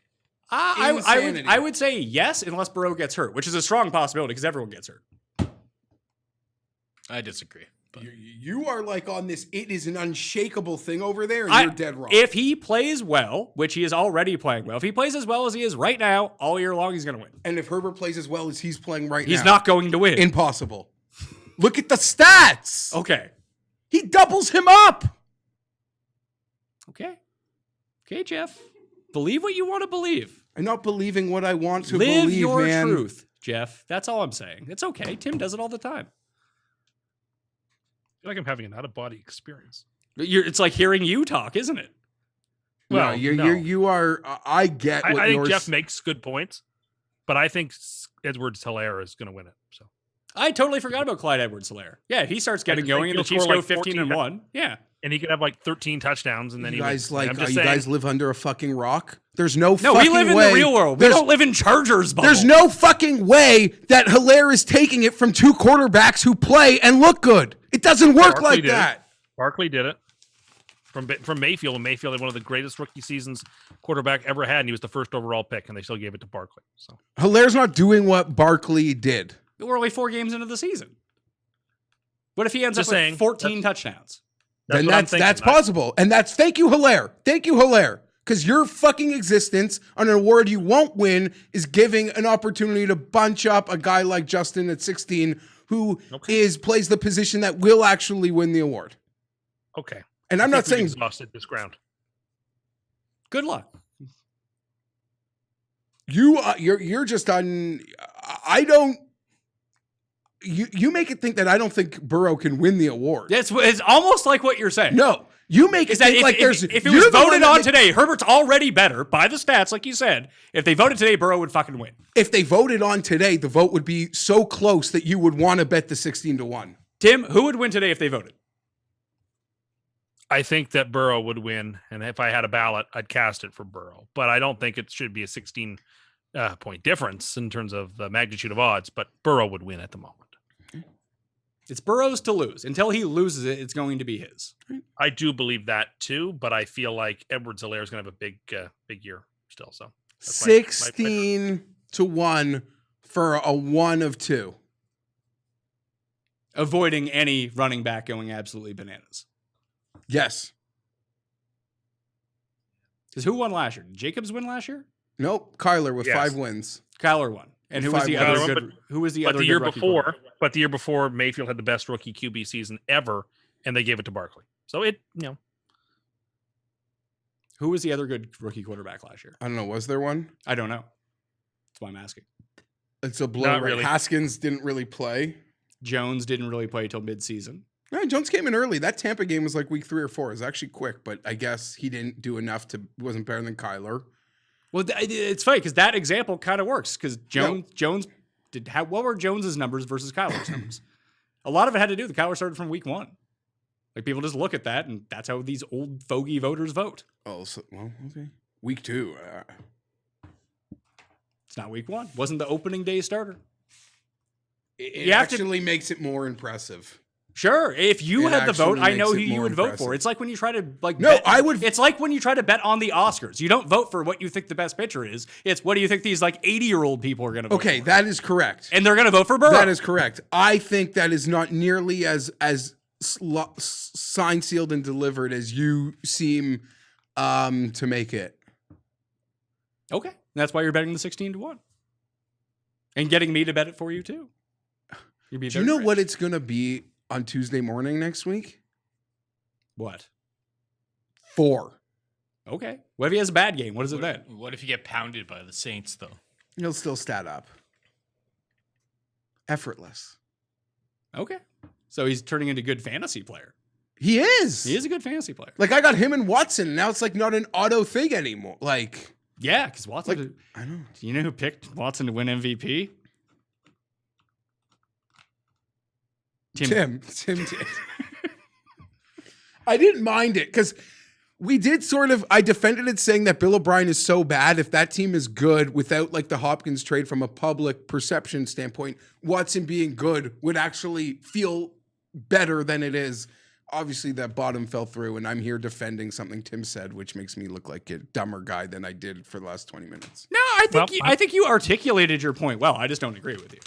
I just think it, like I said, it's Burrow's to lose because that's how this sort of voting works. And it would take Herbert making the playoffs and Burrow not making it. That is wrong. to elevate him. Dead wrong. Just they do. It's like winning Coach of the Year. Dead the best wrong. Coach of the Year never wins Coach of the Year.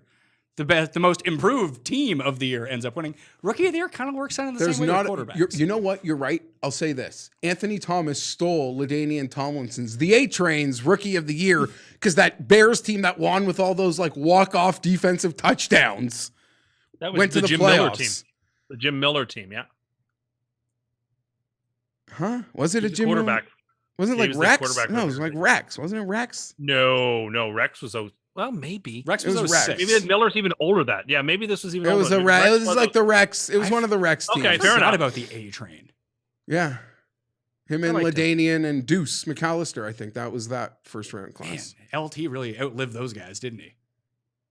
Yeah, LT was good. Like he lasted like a good 6 years past those guys. Okay, sorry. I don't think your thing that the Herbert would have to make the playoffs to get it, I think, is dead wrong. But we'll see. Like what's the minimum? Okay, let's do it. Let's reverse engineer it. What is the threshold for Burrow not to win it? Let's say the Bengals win. They go 5-10-1. They improve by 4.5 games from last year. He's the first overall pick. He throws for 4,500 yards, which he's on pace to do, and he racks up another 200 on the ground. Those stats might not be as good as Herbert's by the end of the year, but people will say, hey, he's the number 1 pick. This is what he came to do. He inherited a terrible team, which granted got a lot better when all their guys came back, but they were 1-15 last year. He did everything he was supposed to do. So it would take Herbert doing something exceptional. Which he's doing, and that's why I'm taking But it's the 16 not. But to it's 1. not significantly more exceptional than what Burrow's doing right now. It's not. But it feels better. To you, 16 to 1. Paul. Oh no. Out. Tony Finau. Yeah, I heard that earlier. COVID-19. I was gonna do that. COVIDed. Oh no. Yeah, Hope he's okay. it was the Mormon in Vegas. I was going big and little this week. I got the little. Let's You got little? let's quickly do that. You got little? I do. That's a great way to end. Now we can get back on the same page and win a bigger bet than 16 to 1 anyway. Well, let's do it. Golf. Tim, you're one and done. Scotty Scheffler. The Iron Chef, Scotty Scheffler. I'm actually going to use Matthew Wolf as my one and done because I have not used him yet, and I also bet him to win. Crap, I don't know. I'm gonna say I've got to check if I've used him, but Louis. Is Louis withdrew last week? Yeah, He's but playing this week? he's playing. All right. I think he can win. In America. Do you want to know who I've bet? Yeah. I bet Scotty Scheffler. This is a Cursed. no winners team. Cursed. Scotty Scheffler. Finau. Well, Finau's done.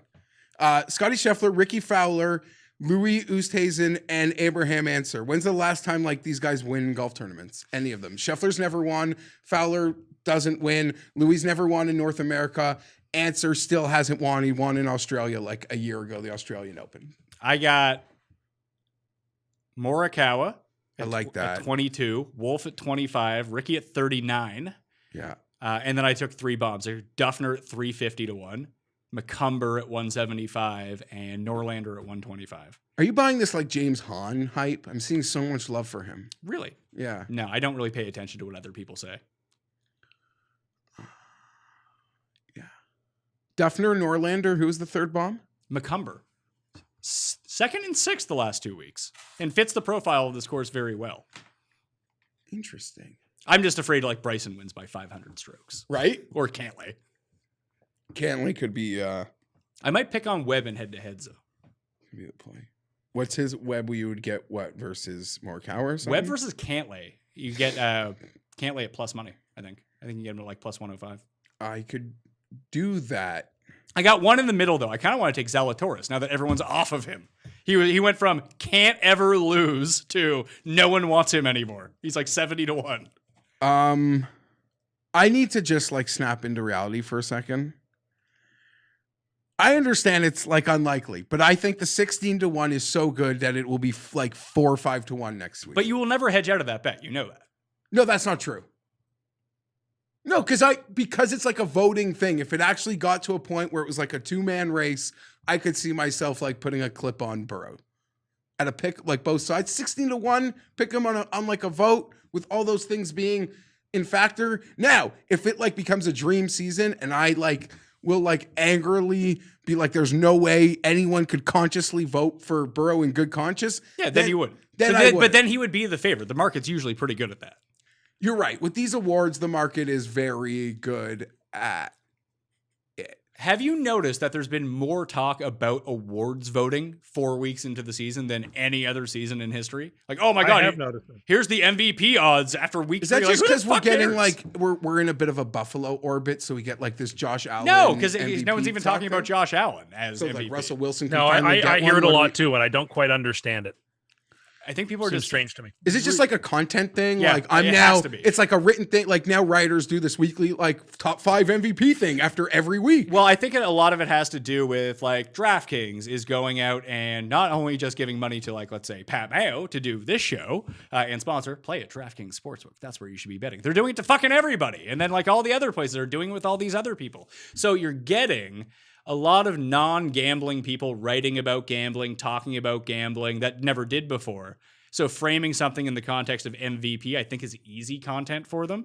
And the books love it because you're wrapping up your money in a fucking 4 to 1 Russell Wilson Yes. MVP bet. I agree. So what you're saying is an easy thing We've for tired out poor Tim. Sorry, I was yawning there. So you're saying it's like an easy thing for like generic sports guy understands MVP. So he can look at the boards, he knows the quarterbacks and says, this is. And there's no minus in front of anyone. And as the one thing I've really found out, Yeah, yes. minuses in front of numbers, if you don't understand gambling, really throw you for a fucking loop.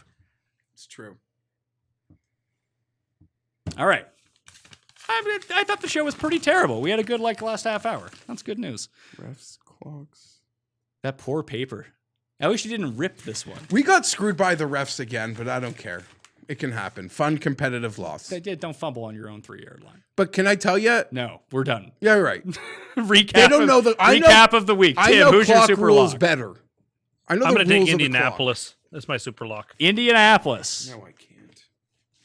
Super lock -2.5. You can get on Tim's riding a heater. He won a super lock and a free money. Can I super lock a game that No, we made a number for? we can't do the made up number. I really like Miami this week, guys. If we get like that 7.5, 8, 8.5, I like Miami this week. Houston for the show. Houston -6. Yeah, horrible. Romeo Crennel. Who are the teams that haven't covered yet against the spread? The Jets, the Titans, the Texans, and the Cowboys. Kind of like the Rams. I probably would bet Buffalo. I already bet Arizona, so I'll take Arizona. I'll even take the -7 here. Arizona -7 against But we the made Jets. up Buffalo, didn't we? I didn't take Buffalo. That's why. But I said I probably would take Buffalo. I like them in that game. Survivor? Stands to reason that you should take Arizona in Survivor. I'm taking KC. But if Arizona -7 is your super lock, anyway, whatever. Do you not? Well, I mean, Kansas City is -12.5. I know, but you'll have other opportunities to use Kansas City. Now we're in week 5. Yeah, Tim, I don't play this game like you do. I play to survive this week, and then I'll figure it out next week. Well, that is, of course, I did a perfect season, so I won can no teach you a money few on things. it. If you want to learn, Who has won that's more your money? prerogative. Who has won more money lifetime playing Survivor? I believe it's me. That's your prerogative. Nah, I will take Dallas. I would go with the guy who's won money playing Survivor over the guy who's never won money. I publicly navigated a perfect season. Yeah, publicly. And what'd you do in your private league? You went against your own advice, didn't you? Yeah, I misclicked on something. You didn't misclick. You changed your Yeah, I mind. I misclicked. Anyway, I'm taking Dallas. So Kansas City and Dallas for us. And can you recap your 7-point teaser, please? Absolutely. The Rams, the Cardinals, the Cowboys, the Chiefs, and the Ravens. Bet the farm, win over 2.5 farms. All right, you win this one. You're back to even for the year. Yep. But as slightly over that, actually. As it stands Slightly right now, yeah, you would be slightly over. As it stands right now, you're 1-3 for the year and 7 for 71 lifetime. But 1-0 in the last week. Riding a heater. Mm-hmm. Dangerous. That'll do it on the Pat Mayo experience. What are you looking at now? You looking at the fucking cards again? I was trying to find to just tell Are you watching the video again, Jeff? Here, I'll tell you. There's a How many break. Oh prisms god, does it have? Yeah. So much money now. Herbert is like double what it was last week. Paul? But is anyone actually paying these numbers, or are these just like what people ask for? Yeah, No, like no. if you went to go sell them right now, is there a buyer? Guaranteed. There's a buyer? Guaranteed. Why don't you sell it? Guaranteed. Who are these people buying them? Like you? Like other yous? I guess, but I'm not like I'm like a newbie. I'm like so new, and I'm in and I'm out. Like I'm out. This really feels like a hobby for people who have no friends.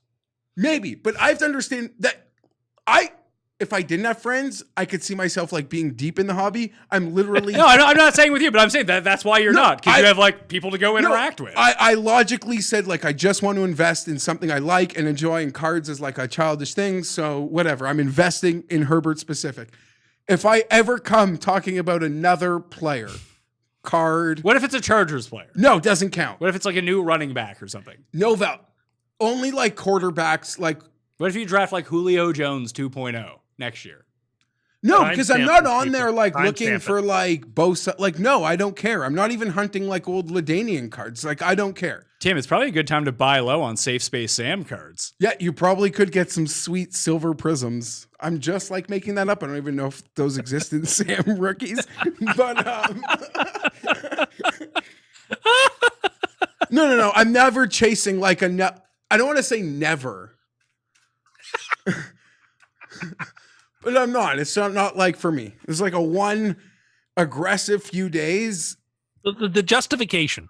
And see it, now right? my wife. Yeah, you sound like my friend, the heroin addict. You know, I can just. Oh yeah, it was weird. No. Just gonna walk down to the park. I can just do one vial. That's not a big thing. Next thing you know, it's 3 months later, and the guy hasn't come home yet. No, the only cards I would buy would be more Herbert rookies. I'm not buying other cards. Did your wife know you're buying football cards?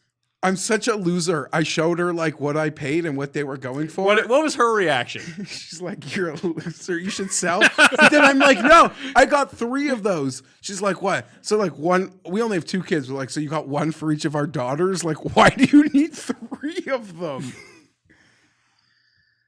I don't know, man. I was just hot and fast, but that break story broke me. So what people should do is I'm going to start a P.O. box, and people can send us things that we can open on the show. We'll do our own unboxing show. We could do that. That'd be good. People can just send us random things. They can send him anthrax. My God.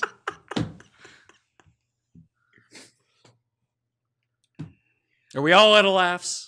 Yeah. Shit. Tim's yawning. He's a working man. He only makes $800K a year. He has to go work harder so he can be rich one day. We're not going back to that, I guess. All right. Anyway, No, you just don't want to continue to debate Too Rich Tim? I really No, embarrassed I don't myself have the today, energy. I think. I don't think so. I think that's Now great. that I'm replaying. I got way too I've been heated in your about that. situation, Jeff, so many times. I Where go, at the end of the wait. show, I'm like, why did I even pursue this line of argument? Because now I sound crazy. I got no ill will, like, to Burrow. Nice, fun prospect, first Sucks. Oh, overall. not Tua. according You're to not you. taking. Wait till you start taking pot shots at him, like you've been taking at Tua No, online. listen, stop. If I was a Dolphin fan, I'd watch those Herbert things like, uh-oh, I hope my guy can do that when I first see him. Those silver mosaics at Tua are worth nothing. That sounds like the better investment. well, now that, yeah, Ryan Fitzpatrick cards. They worth anything? listen, I'll show off my lot in like a week when I have them all. I'm such a loser. Jeff Fienberg, Go you can watch him Padres. live on FTN Daily, Wednesdays and Fridays, times to be announced in the future. You can follow Paul on Twitter at Paul Shag, the coin at LCoin, and of course, as always, riding a heater, it is Tim Undergust. Tim Andergust. That's not my name. At Tim Anderson 87. We're getting close to 10,000 people. Followers? Almost. I'm at like 95 something. Oh, So, we like, shall- how many of those are your own burners? Yeah. 0. I don't have burners. You have more bots than Doug the Pug following you. That would be impossible. We might have to do a cash giveaway to unfollow Tim again. That would be better. Right when he gets close. We'll give $100 to the first 1,000 people to unfollow Tim. Just make a huge investment in my prank. Shocker alert. Unless Justin Herbert wins 16-1 Rookie of the Year, I'm not going to have that kind of money, Tim. No, well, that's unfortunate. You can find the cheat sheet up on Facebook. You can also find this articleized with all of our picks after the fact on ftnbets.com. Free to use up there. If you use the promo code Mayo at any of the FTN sites, you can get yourself a discount. Other than that, join playing the Listeners League, smash the like. Hey, if you stuck around for all this episode, I think you probably would have enjoyed the end of it. The first part kind of fucking sucked. But hey, sometimes that happens. There's a lot of weeks to go around and a lot of time to fill. I'm Pat Mayo. Thank you all for watching. I'll see you next time. Mayo Experience! Experience!